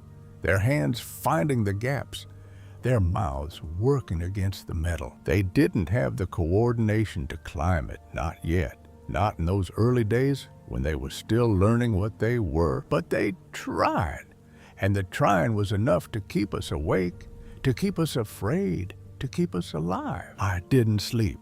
I sat on top of the excavator, the baseball bat across my knees, and I watched the perimeter. The generator hummed below me, its diesel engine a heartbeat in the darkness. The pit was a black hole at the center of the site, 33 feet of nothing that reflected nothing, and beyond the fence, beyond the barriers, beyond the reach of the light, the dead moved in the dark, their hunger a constant, silent presence that pressed against us like water against a dam. At 3 a.m, they breached the fence, a section of chain link near the east corner where the ground was soft and the posts hadn't been set deep enough. 3 of them came through, their bodies tear in the metal as they pushed, their voices rising in that wet, guttural sound that I would come to know as the soundtrack of the new world. Marcus heard them first. He was on the ground, his pistol drawn, his prosthetic leg planted in the mud. He fired twice, the shots loud in the silence, the muzzle flashed bright against the dark. 2 of them went down, the third kept coming. I dropped from the excavator, ran across the site, and hit it with the bat before it reached the trailer. It went down. It didn't stay down. I hit it again and again and again until it stopped moving, until the thing that had been a person was just a shape in the mud, still and silent and finally, mercifully, dead. We reinforced the fence. We moved concrete blocks. We set up a watch rotation, 2 people on at all times, eyes on the perimeter, ears open for the sound of the chain link tearing. We worked through the rest of the night, our hands raw, our bodies tired, our minds sharp with the kind of fear that doesn't let you sleep. By morning, the city had changed. The smoke from Manhattan had drifted across the river, settling over Jersey City like a shroud. The streets were empty, except for the dead and the debris of a population that had fled in a panic. Cars sat in the middle of intersections, their doors open, their interiors empty. Storefronts were smashed, their contents scattered on the sidewalks. And everywhere the dead moved, their lurching walk, their open mouths, their hunger that drove them through the streets like a tide of despair. David got through on the satellite phone, a voice, clear for a moment, then lost in static. Military, Fort Monmouth, evacuation point. Get there if you can. Then nothing. The signal died, and we were alone again, with the smoke and the dead, and the sound of a world that was coming apart at the seams. We decided to move. The site was defensible, yes, but it was also a trap. The fence wouldn't hold forever. The supplies wouldn't last. And the dead were drawn to the generator, to the light, to the sound of the engine, a beacon in the dark that was as much a danger as a protection. We needed to move. We needed to find somewhere better, somewhere safer, somewhere that the dead couldn't reach. The problem was the streets. The streets were full of the dead, and the dead were full of hunger. And the space between the site and the highway was 2 miles of urban terrain that was now a gauntlet of teeth and nails and the terrible, relentless pursuit of things that didn't tire and didn't stop and didn't feel pain. I planned it the way I planned everything. I looked at the resources. I assessed the risks. I calculated the odds. We had the truck, the F-150, with a full tank of gas. We had Marcus's pistol with 12 rounds. We had the baseball bat. We had the tools from the toolbox, the wrenches and hammers, and the reciprocating saw. We had Maria's medical supplies. We had David's satellite phone. We had Angela's knife. We had 5 people, each with their own skills, each with their own limitations, each with their own fear. We loaded the truck. We locked down the site one last time, and we drove. The streets were a nightmare. Every block was an obstacle course of abandoned cars, debris, and the dead. They came at us from every direction, drawn by the sound of the engine, by the movement of the truck, by the smell of the living. Marcus fired from the passenger window, his shots precise, each one finding a head, each one dropping a body. I drove, my hands tight on the wheel, my eyes scanning, my brain processing the 1,000 things that were happening at once. Maria sat in the back, her bag of supplies at her feet, her face calm in a way that only a nurse's face could be calm. The calm of someone who has seen death before and knows that seeing it again doesn't make it easier, but doesn't make it impossible either. David and Angela were behind the truck, following on foot, because there wasn't room for everyone, and the truck was already heavy with supplies and the weight of 5 people and their fear. They ran when they could, walked when they had to, and fought when there was no other choice. Angela's knife was busy. David had found a length of pipe somewhere, and he swung it with the awkward determination of a man who had never been in a fight and was learning on the job. We made it to the highway. We made it past the checkpoint, past the abandoned National Guard position, past the burning vehicles and the bodies and the things that moved among them. We made it to the entrance ramp, where the highway rose above the city and the streets below became a map of destruction. The fires and the dead and the scattered remnants of a civilization that had collapsed in a matter of hours. We drove north. We didn't know where we were going. We just knew we had to go, had to move, had to put distance between ourselves and the thing that was eating the city behind us. The highway was jammed for the first few miles, a parking lot of abandoned cars that forced us onto the shoulder, then onto the median, then onto the grass. The truck bouncing over curbs and dividers, and the bodies of people who had been caught in the traffic when the world ended. We passed a military convoy, Fis Humvees, parked on the side of the road, their engines idling, their crews standing outside, their faces blank with the particular emptiness of men who have been given orders they can't follow. Marcus waved at them. One of the soldiers waved back. Then the convoy moved on, heading south, back toward the city, back toward the thing that everyone was running from. We passed a group of refugees, maybe 30 people, walking along the shoulder of the highway, their belongings in bags and suitcases and plastic garbage bags. They looked at us as we passed, their faces tight with hunger and fear and the desperate hope that comes from seeing someone who might have answers. We didn't stop. We couldn't stop. Stopping meant vulnerability, and vulnerability meant death, and death was everywhere now, in every shadow, in every doorway, in the sound of the wind. Through the empty buildings that lined the highway, we passed a gas station that was on fire. Not burning, not smoldering, but actively on fire. The flames reaching 20 feet into the air. The heat so intense that I could feel it through the closed windows of the truck as we drove past. The fire trucks were there, but they weren't fighting the fire. They were fighting the dead. Their hoses turned not on the flames, but on the shapes that moved through the smoke, the things that had been people and were now something else, something that the fire couldn't kill, because fire kills the living, and these things were already dead. We drove for 3 hours. We didn't stop. We didn't eat.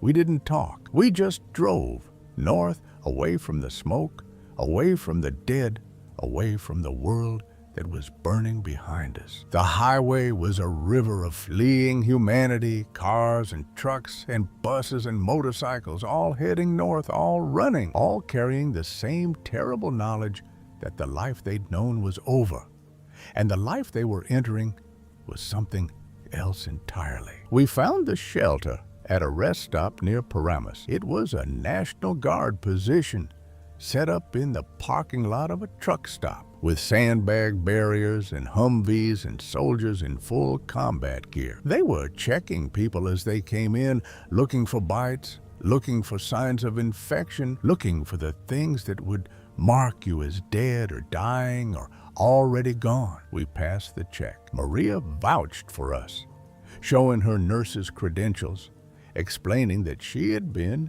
at Jersey City Medical, that she had seen the early cases, that she knew what to look for. The soldiers let us in. The rest stop was crowded. Maybe 200 people, refugees from the city and the surrounding suburbs, all of them carrying the same blank expression, the same trembling hands, the same inability to meet anyone's eyes. They sat on the floor, on the benches, on the overturned crates that someone had arranged in rows. They ate MREs that the soldiers distributed. They drank water from plastic bottles. They stared at the television, which was still on, still broadcasting the same images of destruction and chaos and the terrible, slow collapse of everything they'd known. I sat on the floor, my back against the wall, the baseball bat across my knees. Maria sat beside me, her bag of supplies in her lap, her hands folded, her face calm. Marcus stood nearby, his pistol still in its holster, his eyes scanning the crowd, always scanning, always watching. David was working the satellite phone, trying to reach the military command, trying to get information, trying to make sense of the nonsense that was pouring in from every direction. Angela was distributing food to the children because there were children here, a dozen of them, some with parents, some without, all of them silent, in the way that children are silent when the world has given them nothing to say. Rocco, Maria's voice was quiet. We need to talk. About what? About what happens next. This place won't hold. The fence is temporary. The soldiers are spread thin, and the dead are getting smarter. She was right. I'd seen it. The dead were adapting. In the first hours, they'd been slow, clumsy, easy to avoid if you kept your distance. But now, 12 hours in, they were faster, more coordinated. They were learning to open doors, to climb fences, to work together in ways that suggested something between instinct and intelligence. They weren't smart, not the way the living were smart, but they were getting smarter. And the smarter they got, the harder they were to stop. What do you suggest? I asked. We need to find somewhere permanent, somewhere defensible, somewhere we can hold for the long term. The long term, I laughed, but the laugh was hollow. What long term? The world just ended. The world didn't end, she said. It changed, and we need to change with it. She was right about that, too. The world hadn't ended. It had transformed. The cities were gone or going, but the countryside was still there. The mountains, the forests, the places where the dead were fewer and the living could find space to breathe. We needed to find one of those places. We needed to find a hole to dig in, a foundation to build on, a place where we could start over. But first, we needed to survive the night.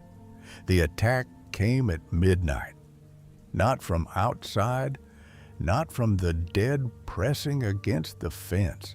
From inside, a man in the crowd, someone who'd been bitten and hadn't reported it, someone who'd been hiding the wound under his jacket, someone who had turned while he slept and woken up hungry. He attacked the woman next to him, his teeth finding her throat, his hands gripping her shoulders, his body moving with the terrible purpose of the newly dead. She screamed, the soldiers fired, the man went down, the woman went down, and then another turned, and another, and the rest stop became a slaughterhouse. The MREs and the water bottles and the overturned crates becoming obstacles in a maze of teeth and nails and the wet, terrible sounds of feeding. We ran.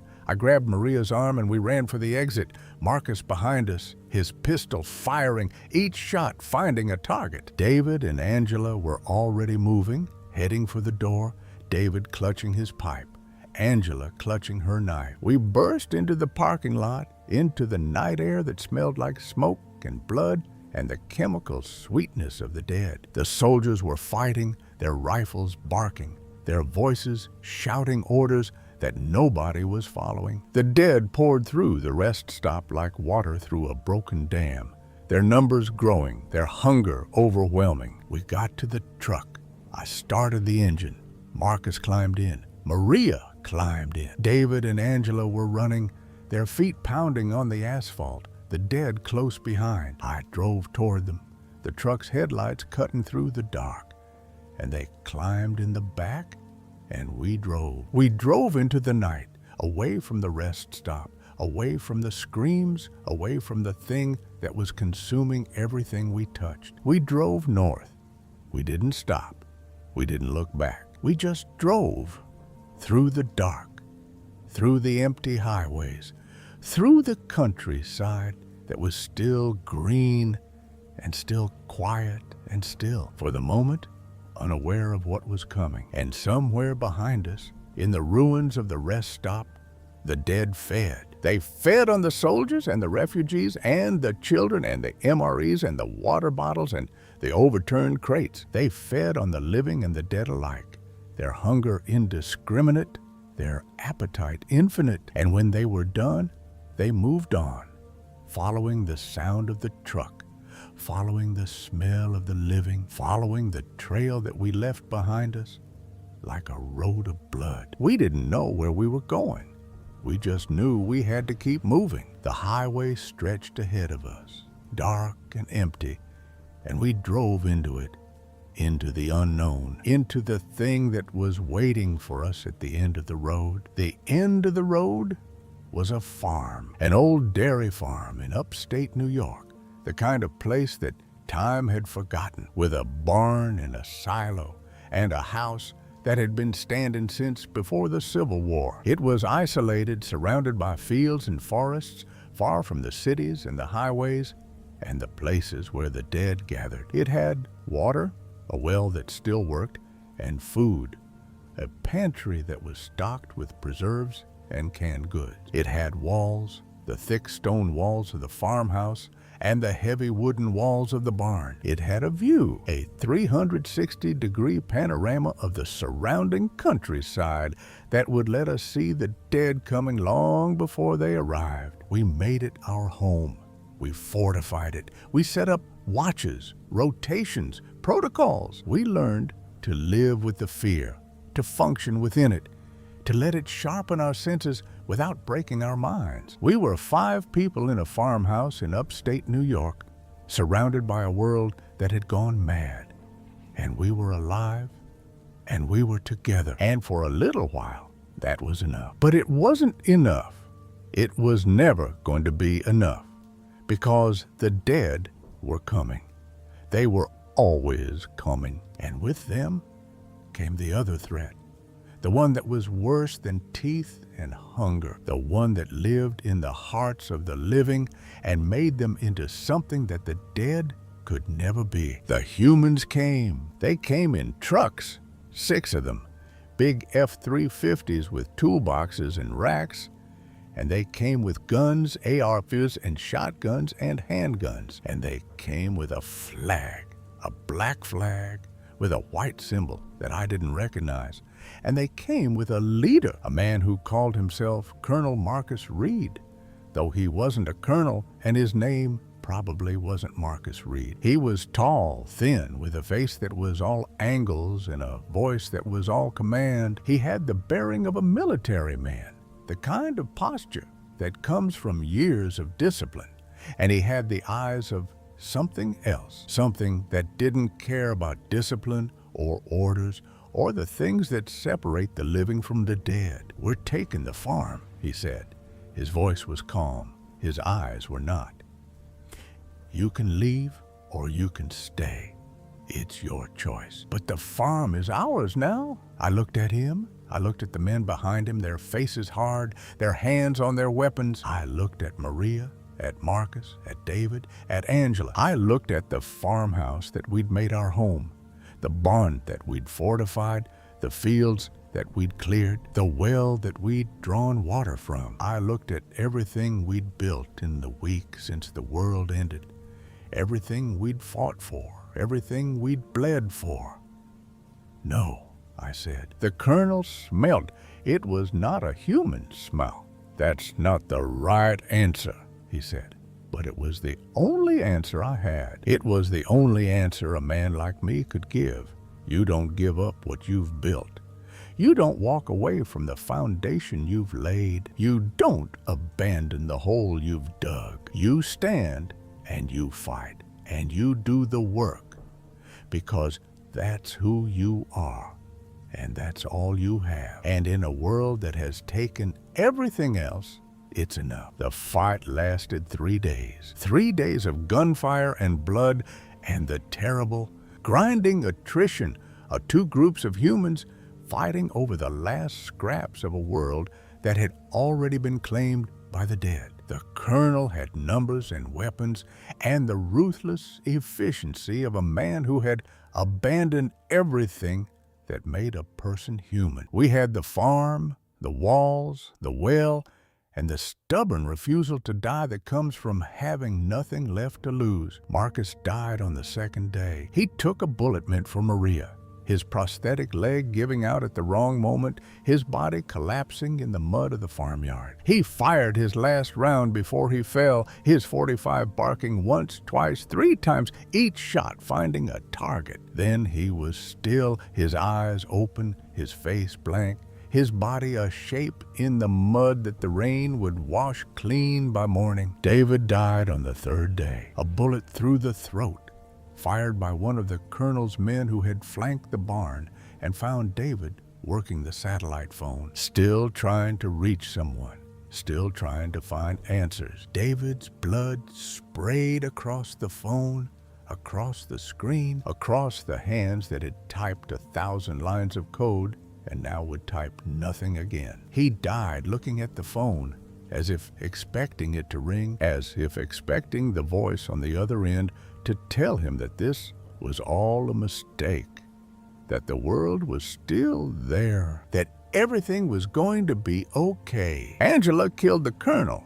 She came from behind him, her knife in her hand, the dish towel sheath long since discarded. She drove the blade into his throat, the same place where David's bullet had entered, and she pulled it sideways, and the colonel fell, his hands at his neck, his eyes wide with surprise, his mouth working but producing nothing. He died in the mud of the farmyard, surrounded by his men, surrounded by the destruction he'd wrought, surrounded by nothing. The surviving members of the colonel's group fled. They ran into the countryside, into the forests, into the places where the dead were waiting, and they did not come back. We buried Marcus and David on the hill behind the farmhouse under an oak tree that had been standing for 100 years. Maria dug the graves. Angela said the words. I stood there, my hands at my sides, my face blank, my chest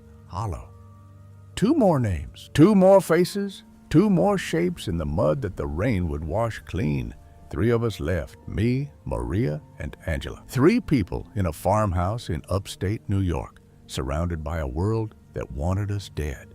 We fortified the farm. We set up new watches, new rotations, new protocols. We learned to live with the grief, to carry it the way I'd carried Linda's death, putting it somewhere in the chest next to the other things that hurt, and keeping walking, because walking was all we had. The weeks turned into months. The fall became winter. The cold came, and with it, a new kind of survival, the kind that requires fire and food and the ability to keep going when going means nothing except the continuation of a breath that has no purpose. We hunted, we gathered, we repaired, we built. We did the things that humans have always done when the world falls apart.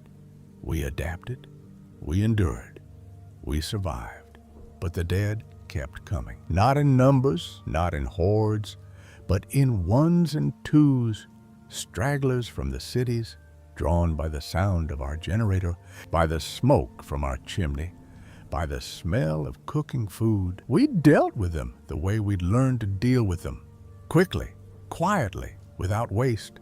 A bat, a knife, a well-placed blow to the head. The things that had once been people, that had once had names and families and odds, became obstacles, problems to be solved, like the rocks in the pit or the rebar in the wall. I killed my first one with the bat. I killed my 10th with the bat. I killed my 100th with the bulldozer, the D6 that we'd brought from the site, the machine that had carried me through the first day and now carried me through the 100th. Its blade a wall of steel that pushed the dead aside the way it pushed earth and rock and debris. Maria kept us alive. Her medical knowledge was the difference between a wound that healed and a wound that killed, between an infection that was treated and an infection that was fatal. She taught me to stitch, to bandage, to set bones, to recognize the signs of infection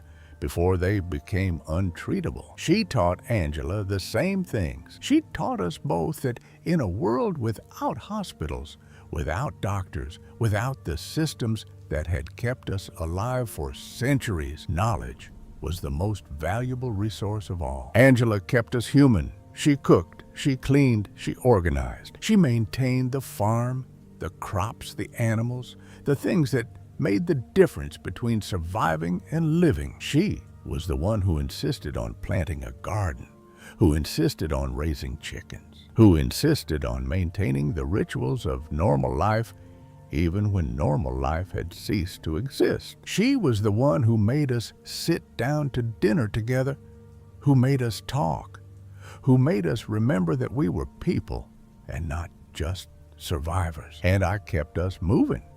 I was the foreman. I organized, I supervised, I made sure the work was done. I built the walls, reinforced the barn, maintained the equipment. I planned the watches, the patrols, the supply runs. I did the thing that I had always done.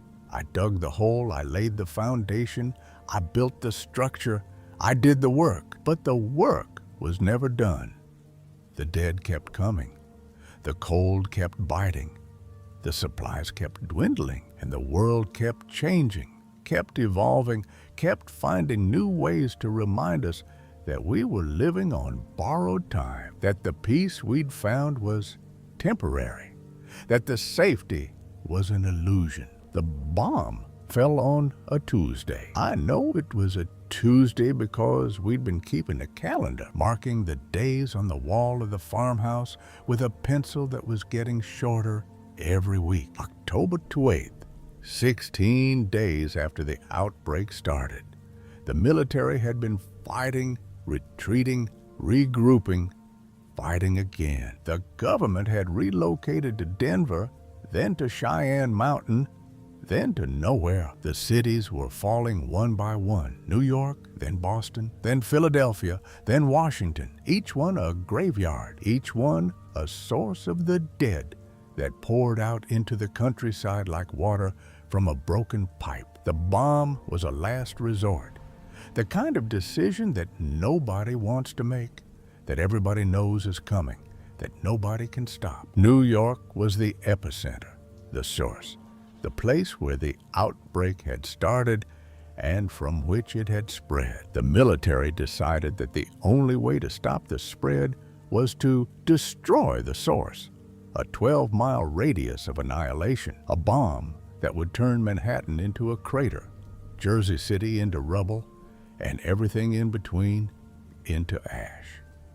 I felt it from the farm, a vibration in the ground, a tremor that shook the dishes on the table and the tools on the wall. The sound came later, a deep rolling thunder that lasted for minutes, that shook the windows in their frames, that sent the chickens into a frenzy and the dogs into hiding. The sky lit up, not with fire, but with something brighter, something that turned the horizon white for a moment before fading to orange and then to black. We knew what it was. We'd been expecting it. David had predicted it in the weeks before he died, sitting with his satellite phone and his laptop, mapping the spread of the virus, calculating the military's options. He'd said they would bomb.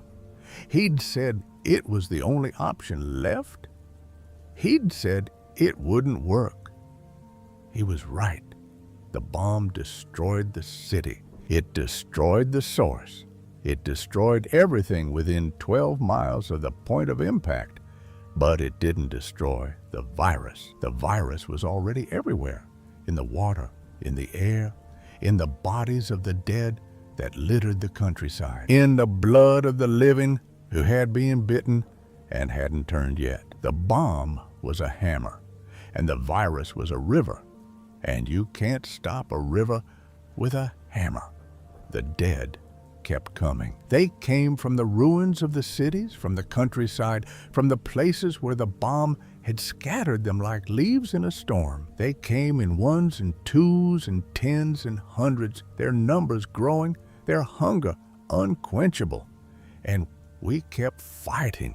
We kept building. We kept doing the work, because that's what humans do, because that's all we have. Because in the end, the only thing that matters is the next breath, the next day, the next wall that you build to keep the dark at bay. I'm writing this from the farmhouse. The generator is running. The fire is lit. Maria is in the kitchen preparing dinner from whatever we have left. Angela is on the wall, her knife in her hand, her eyes scanning the horizon. The dead are out there, somewhere, moving through the dark, their hunger a constant presence, that presses against us like water against a dam. We're still alive. We're still fighting. We're still building, but the dam is cracking. The water is rising, and one day, soon, the wall will break, and the water will come through, and everything we've built will be swept away. And on that day, I'll do what I've always done. I'll pick up my bat, I'll put on my hard hat, and I'll go to work, because that's who I am, because that's all I have, because the work is never done.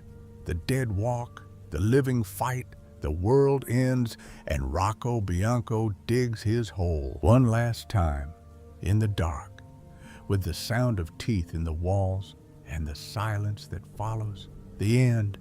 But I'm getting ahead of myself. The story doesn't end at the farmhouse, and it doesn't end with the bomb. The story is longer than that, darker than that, more complicated than the simple narrative of survival and loss that I've been telling you. The real story is about what happens after the bomb, after the city is gone, after the source is destroyed and the virus keeps spreading anyway. The real story is about the months that followed, the slow grinding attrition of a world that was dying by inches, and the people who were left to witness it. Let me tell you about those months. Let me tell you about the things that happened between the bomb and the end.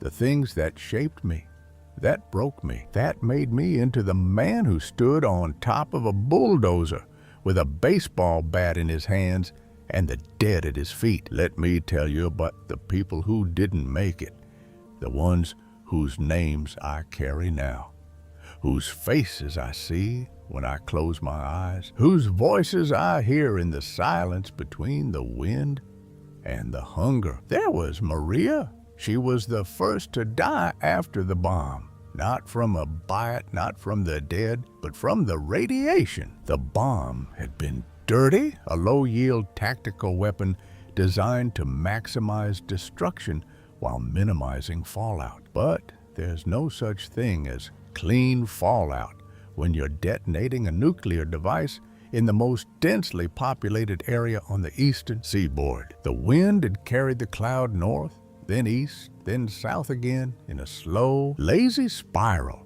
that deposited radioactive particles across a 100-mile radius. We didn't know about the radiation at first. We didn't have Geiger counters or dosimeters or any of the tools that people in the movies use to detect invisible death. We just knew that Maria was getting sick.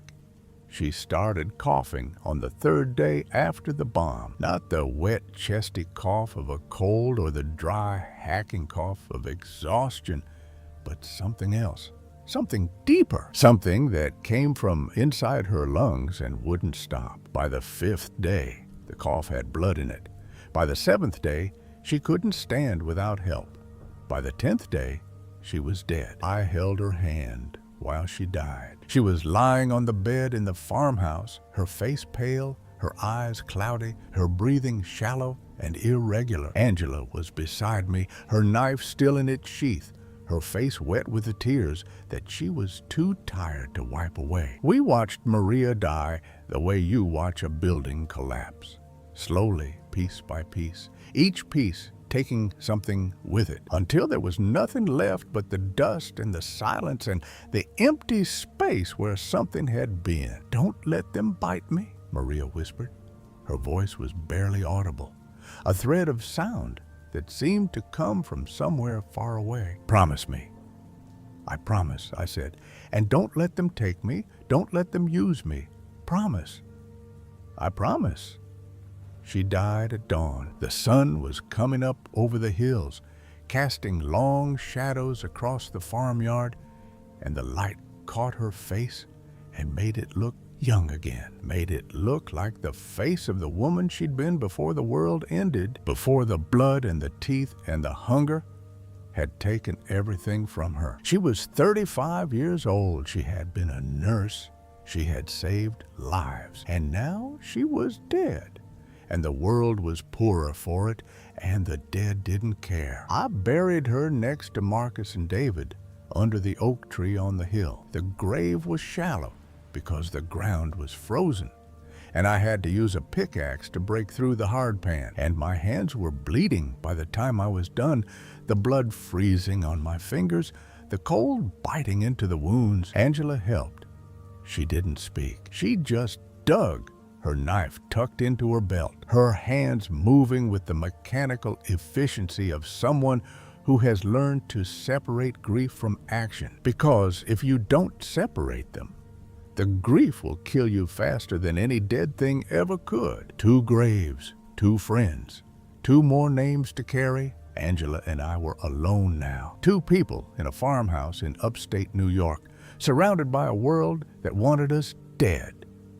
The bomb had changed things. The fallout had taken Maria.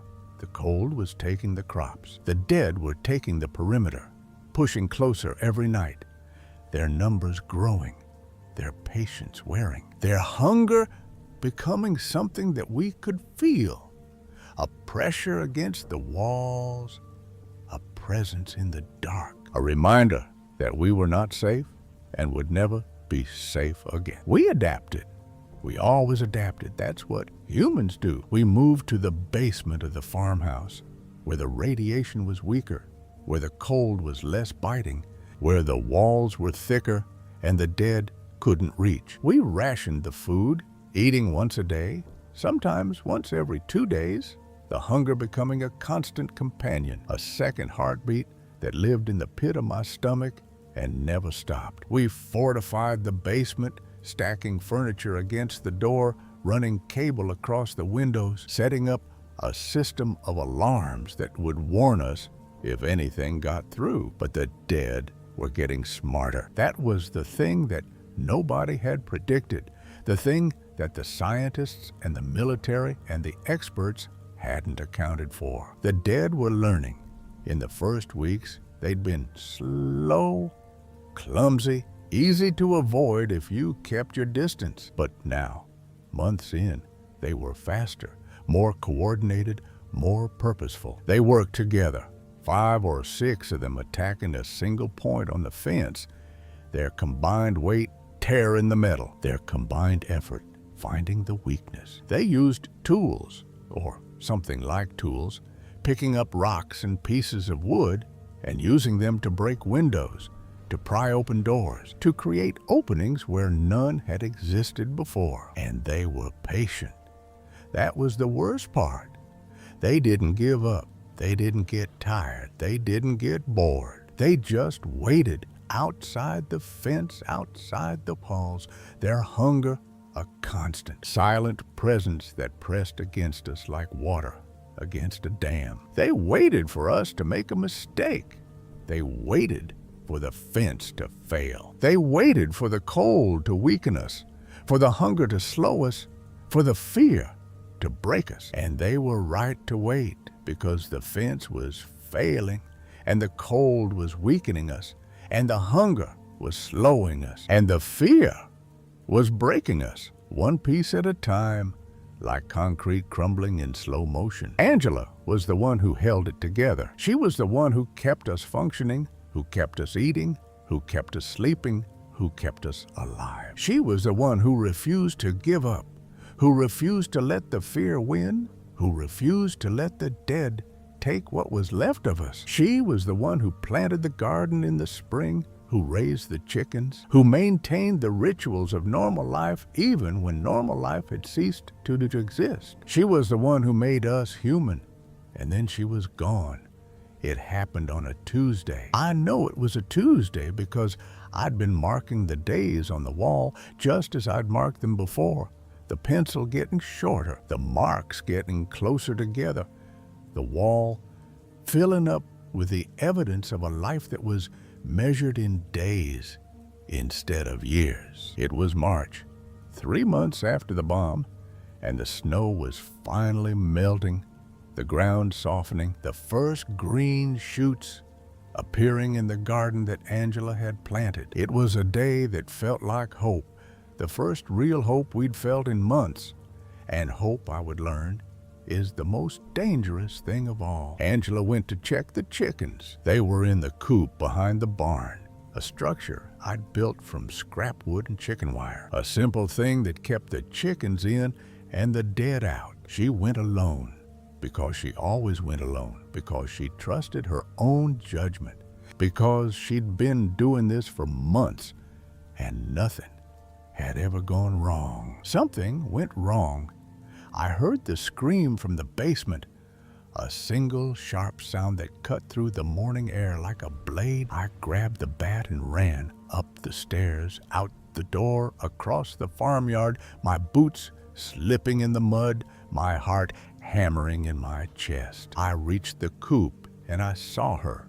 She was on the ground, her leg torn open, the blood pooling in the mud. A dead thing was on top of her, its mouth working, its teeth finding the wound, its body pressing her down with a strength that she couldn't match. She had the knife in her hand, and she was using it, slashing at the thing's face, at its neck, at the places where the blade could find purchase. But the thing didn't stop. The dead don't stop, not for pain, not for blood, not for anything. I hit it with the bat once, twice, 3 times. Each blow landed with a sound that I will never forget, a sound that was wet and hard and final. The thing went down. It didn't get up. I hit it again just to be sure, because being sure is the only thing that matters when the thing you're fighting is already dead. Angela was still alive. The wound was bad. Her leg torn open from knee to hip, the muscle exposed, the blood flowing fast. I carried her to the basement, laid her on the bed, and tried to stop the bleeding. My hands were shaking, my vision was blurring. The blood was everywhere, on my clothes, on my hands, on the floor, on the walls. It was the most blood I'd ever seen. More than the construction accidents, more than the bodies in the pit, more than anything I'd ever witnessed in my life. Rocco, her voice was weak, her face was pale, her eyes were closing. It's okay. It's not okay. I'm stopping the bleeding. I'm fixing this. You can't fix this.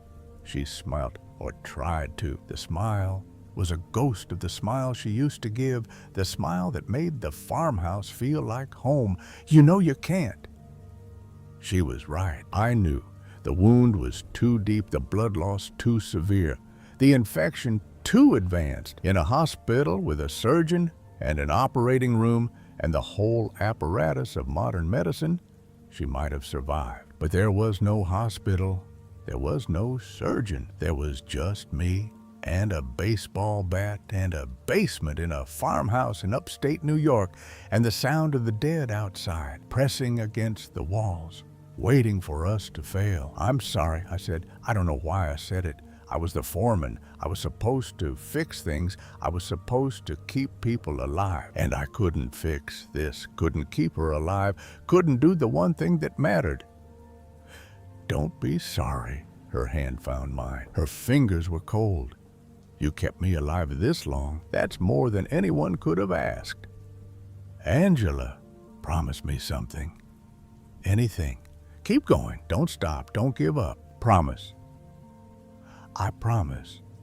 She died at sunset. The light came through the basement window, the last light of a day that had started with hope and ended with this terrible, inevitable ending. I held her hand until it went cold, and then I let go, and I sat there in the dark with the blood on my hands and the silence in my ears and the weight of 3 names in my chest. Maria, Marcus, David, Angela. 4 people who had trusted me.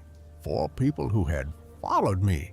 4 people who were dead because the world had ended and there was nothing anyone could do to stop it. I buried Angela under the oak tree next to the others. The ground was soft now, the spring thaw having turned the hard pan to mud, and the digging was easy, almost too easy, as if the earth was eager to receive her, as if it had been waiting for this, as if it had known all along that this was how it would end. I stood at the graves and I looked at the farmhouse, its windows dark, the barn, its door hanging open, the garden, its green shoots reaching for a sun that was already sinking, the coop, its chickens silent, their feathers ruffled, their eyes watching me with the blank, incurious gaze of animals that don't understand what they've lost. I was alone, completely, utterly alone, the last person in a world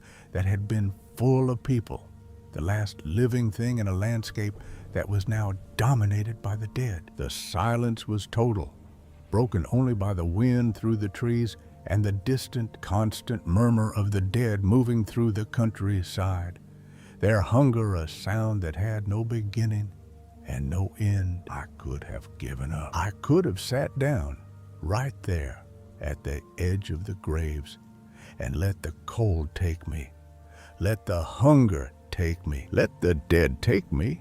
It would have been easy. It would have been peaceful. It would have been the end of the pain and the grief and the terrible, crushing weight of being the last one. But I didn't. I went back to the basement.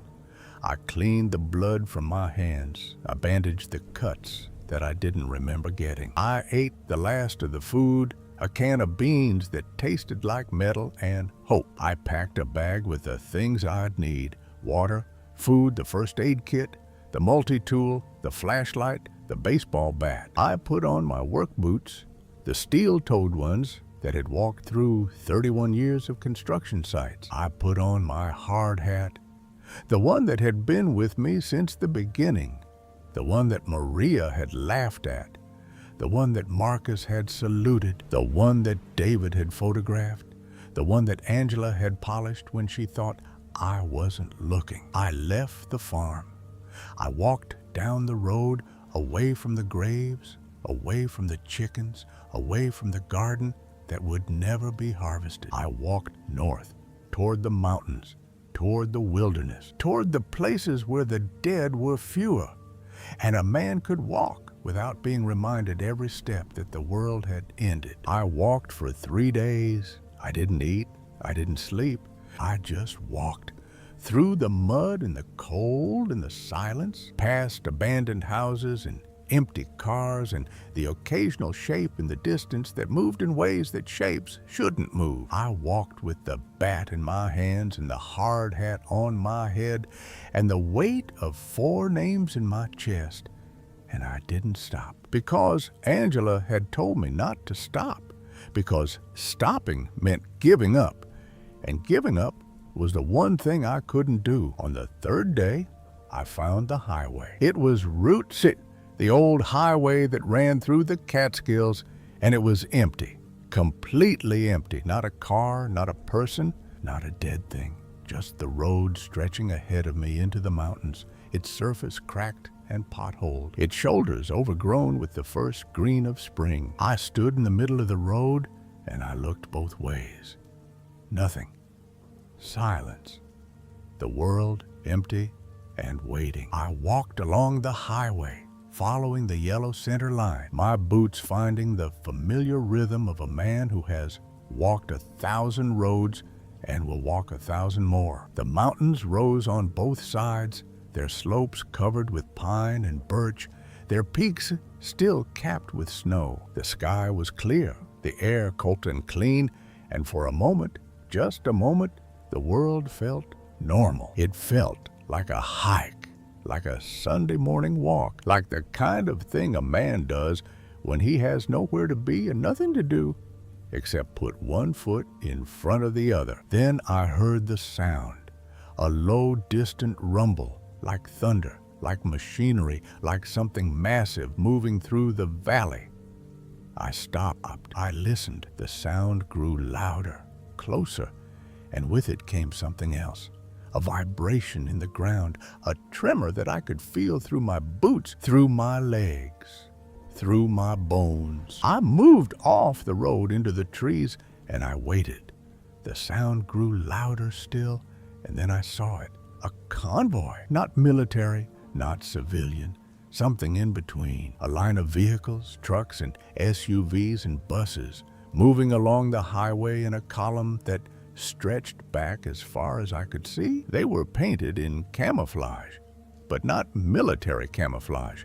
Something rougher, more improvised, and they had flags, the same black flags with white symbols that I had seen on the colonel's trucks, but different symbols, different people, the same hunger. I crouched behind a pine tree and watched them pass. There were dozens of vehicles, maybe 50, maybe 100, moving in a slow, deliberate procession that reminded me of the funeral processions I'd seen as a kid, the ones that moved through the streets with their headlights on and their horns silent, their occupants staring straight ahead with faces that showed nothing except the absence of everything. The convoy passed. I counted the vehicles. I noted the weapons. I observed the people inside, their faces hard, their eyes scanning, their hands on their guns. There were men and women, young and old, but they all had the same look, the same bearing, the same thing that I'd seen in the colonel's eyes,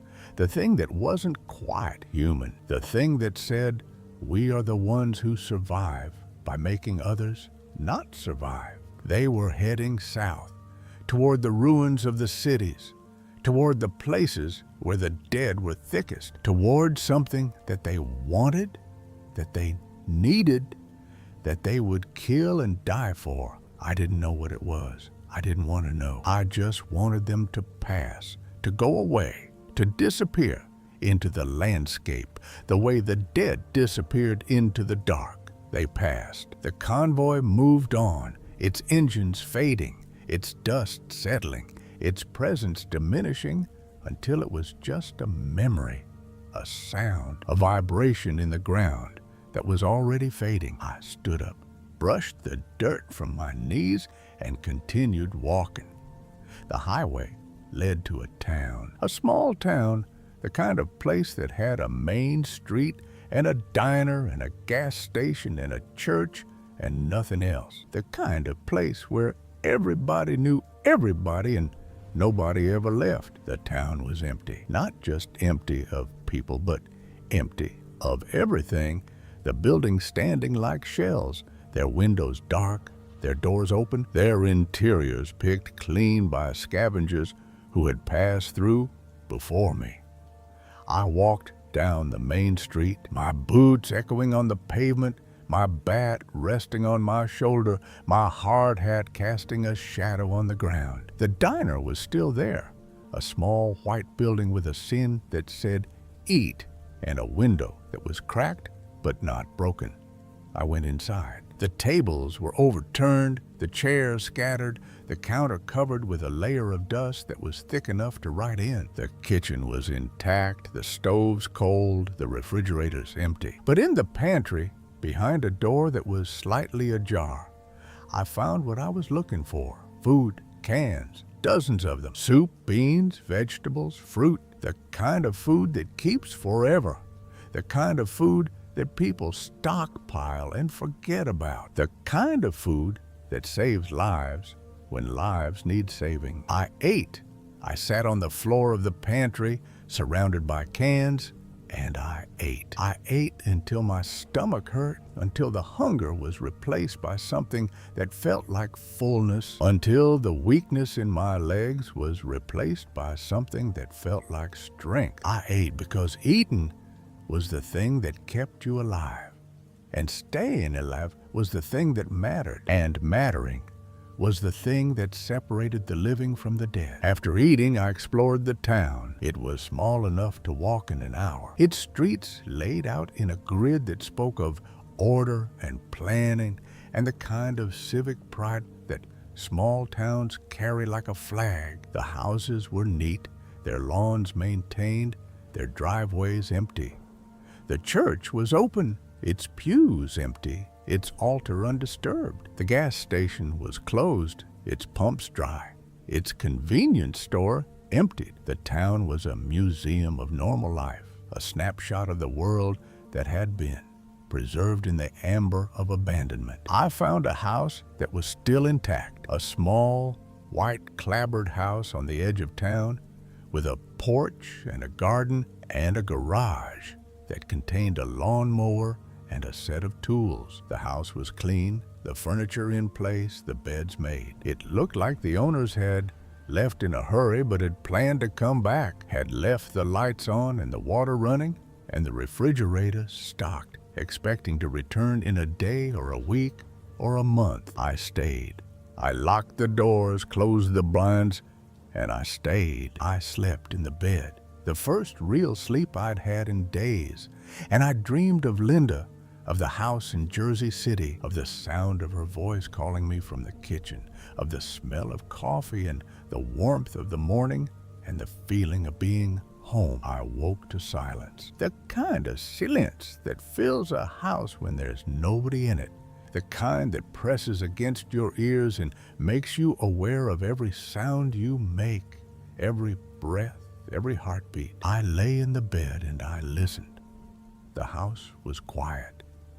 The town was quiet. The world was quiet. And in the quiet, I made a decision. I was going to build something, not a farm, not a fortress, not a shelter, something else, something that mattered, something that would last.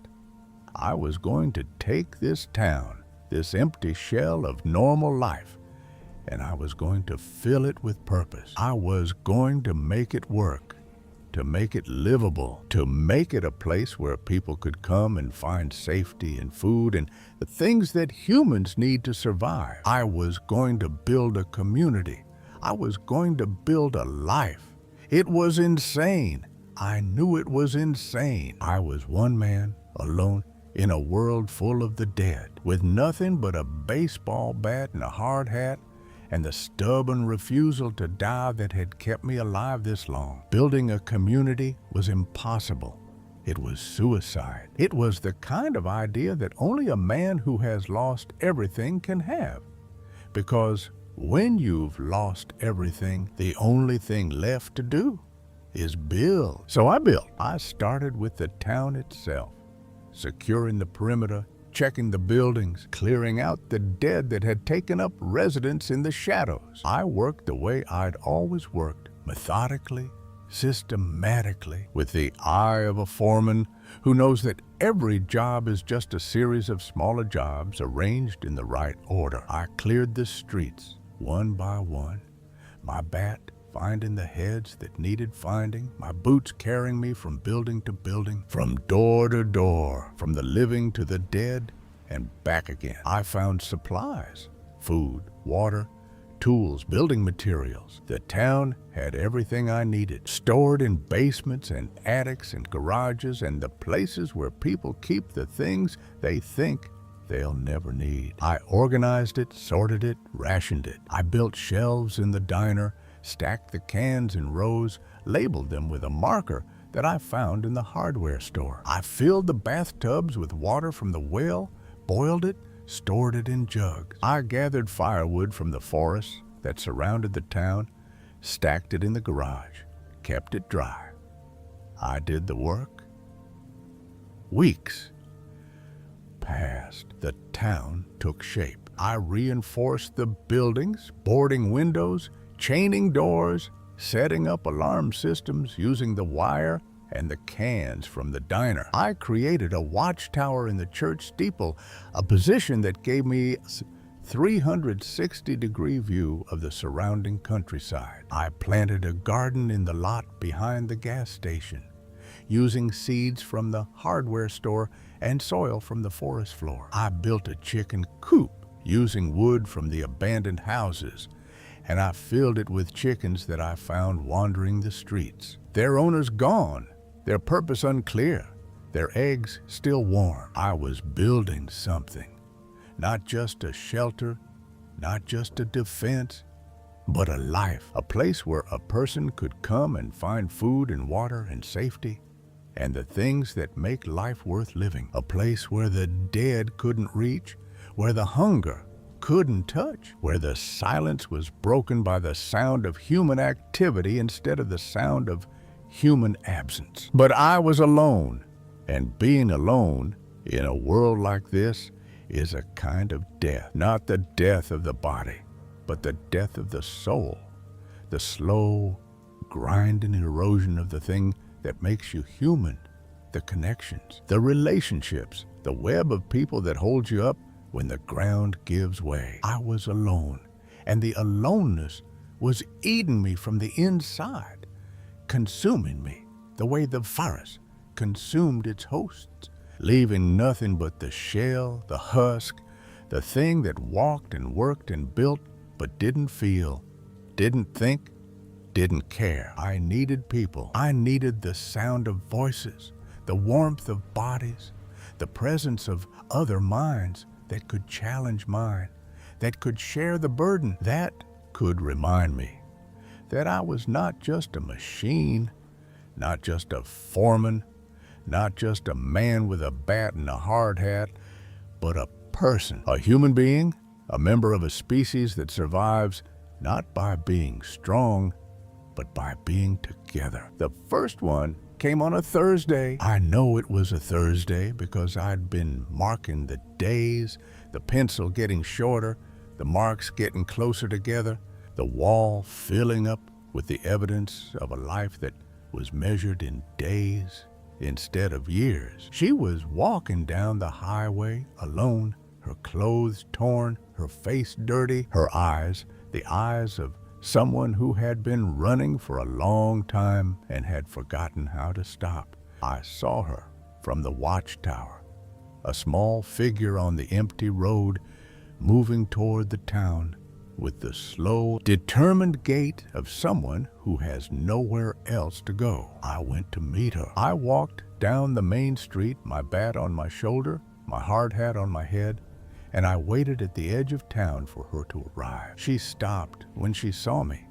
She looked at the bat, at the hard hat, at the town behind me with its boarded windows and chain doors, and the flags that I'd hung from the lampposts, white bedsheet with red paint that said safe in letters that were big enough to read from a mile away. "Is this real?" she asked. Her voice was hoarse, the voice of someone who hadn't spoken in days.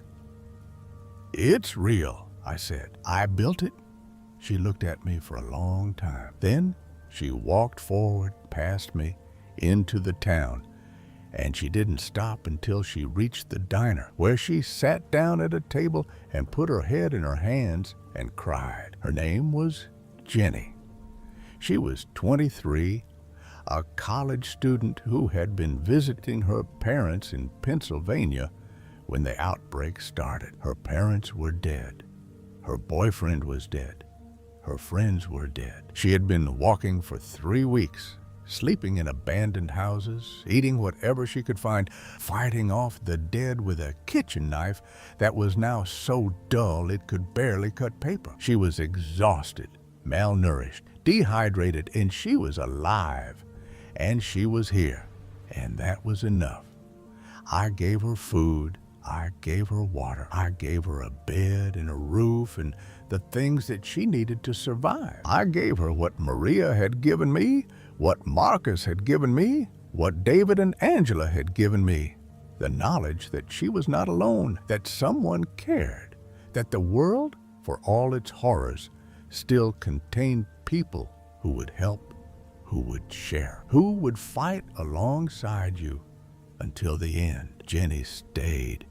She became my partner, my companion, the person who shared the watch and the work and the silence. She was young, but she was strong, and she learned fast the way the young learn fast when the alternative is death. She learned to use the bat, to clear the streets, to check the buildings, to maintain the defenses. She learned to cook, to clean, to organize, to do the things that Angela had done, the things that kept the community functioning, that kept the people alive, that kept the human race from dissolving into the dark. More came. A man named Carlos, who had been a construction worker in Newark, who knew how to pour concrete and set rebar and build the things that needed building. A woman named Diane, who had been a doctor in New York, who had fled the city when the hospitals fell and had been walking ever since, her medical bag in her hand, her knowledge in her head, her determination in her eyes. A teenager named Jake, who had been alone since the outbreak started, who had survived by hiding and running and fighting, who had the eyes of someone who had seen too much, and the hands of someone who could do anything. They came one by one, in twos and threes, drawn by the flags, by the word "say," by the sound of human activity in a world that had gone silent. They came because they had nowhere else to go, because they were tired of running, because they needed what I needed, a place to belong, a purpose to fulfill, a reason to keep breathing. I organized them the way I organized a work crew.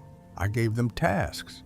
Carlos handled construction and maintenance. Diane handled medical care and health. Jake handled scouting and security. Jenny handled food and supplies and the emotional state of the group, because someone had to, because the group was fragile, because we were all one bad moment away from coming apart. We built, we fortified, we grew. The town became a community, a small, fragile, defiant community that existed in the spaces between the dead and the living, in the cracks of a world that had been shattered. We planted gardens, raised chickens, harvested rainwater.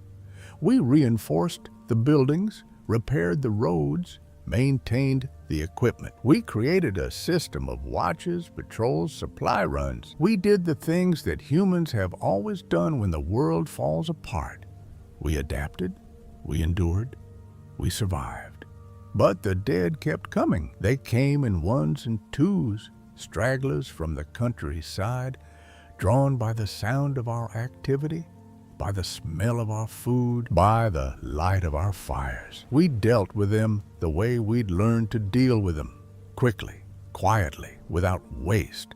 A bat, a knife, a well-placed blow to the head. The things that had once been people became obstacles, problems to be solved, like the rocks in the pit or the rebar in the wall. And the humans kept coming too.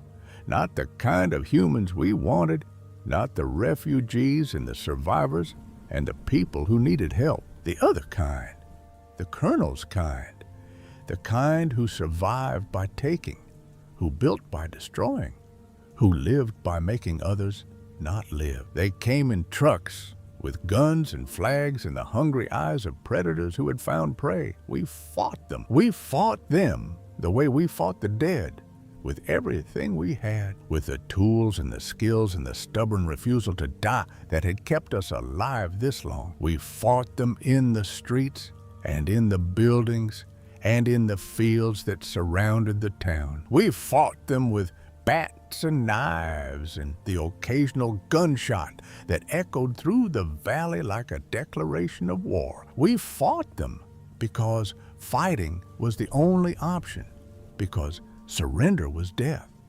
because the community we'd built was worth defending, because the people we'd gathered were worth protecting. Carlos died fighting. He took a bullet meant for Diane, his body shielding hers, his blood soaking into the concrete that he'd poured, the concrete that was the foundation of the town, the foundation of our lives. He died with a smile on his face, the smile of a man who knows that his work will outlast him, that the things he built will stand long after he's gone. Jake died fighting. He went out alone on a scouting mission that was supposed to be routine, and he didn't come back. We found him 3 days later on the side of the highway, his body surrounded by the dead that he'd killed, his knife still in his hand, his eyes still open, his face still wearing the expression of surprise that comes when you realize that the fight is over and you've lost. Diane died of pneumonia. The cold, the exhaustion, the years of running had worn her down, and her body gave out, and she died in the bed in the diner, with Jenny holding her hand and me standing at the foot of the bed, my bat across my knees, my hard hat on my head, watching the last doctor in the world take her final breath. 3 more names, 3 more faces, 3 more shapes in the mud that the rain would wash clean. Carlos, Jake, Diane.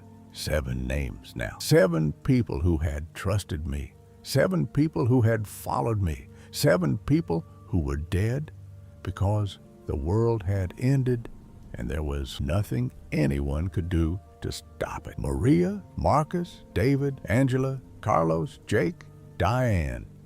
I carried them all. I carried them in my chest, in the place where the grief lived, in the space between the heartbeat and the breath. I carried them the way I carried everything, quietly, stubbornly, without complaint, because that's what foremen do.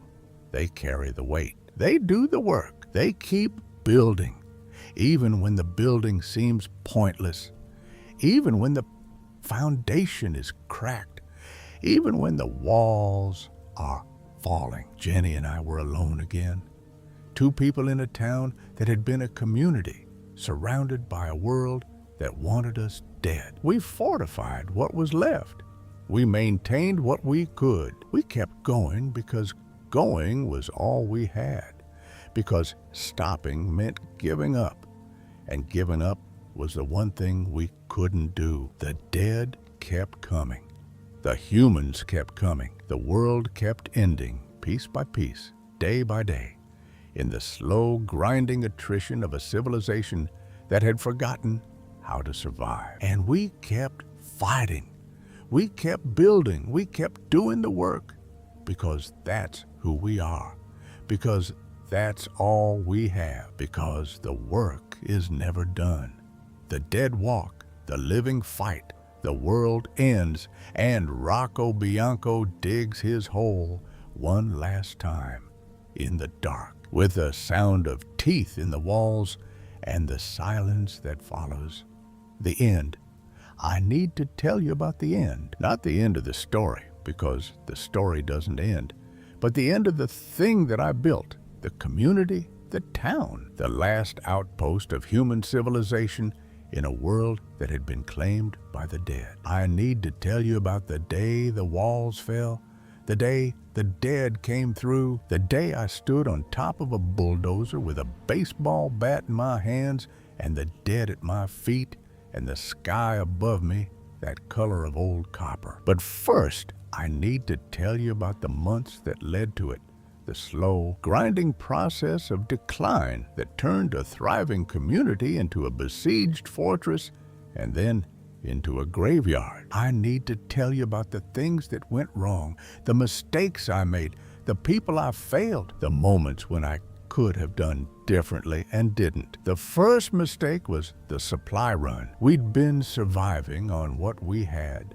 the food from the diner and the houses, the water from the well, the crops from the garden. But the food was running out. The winter had been long and cold, and the garden had produced nothing, and the chickens were laying fewer eggs, and the cans in the pantry were getting fewer and fewer. We needed more food. We needed to go out into the world, into the places where the dead were waiting, and we needed to bring back what we needed to survive. I should have gone alone.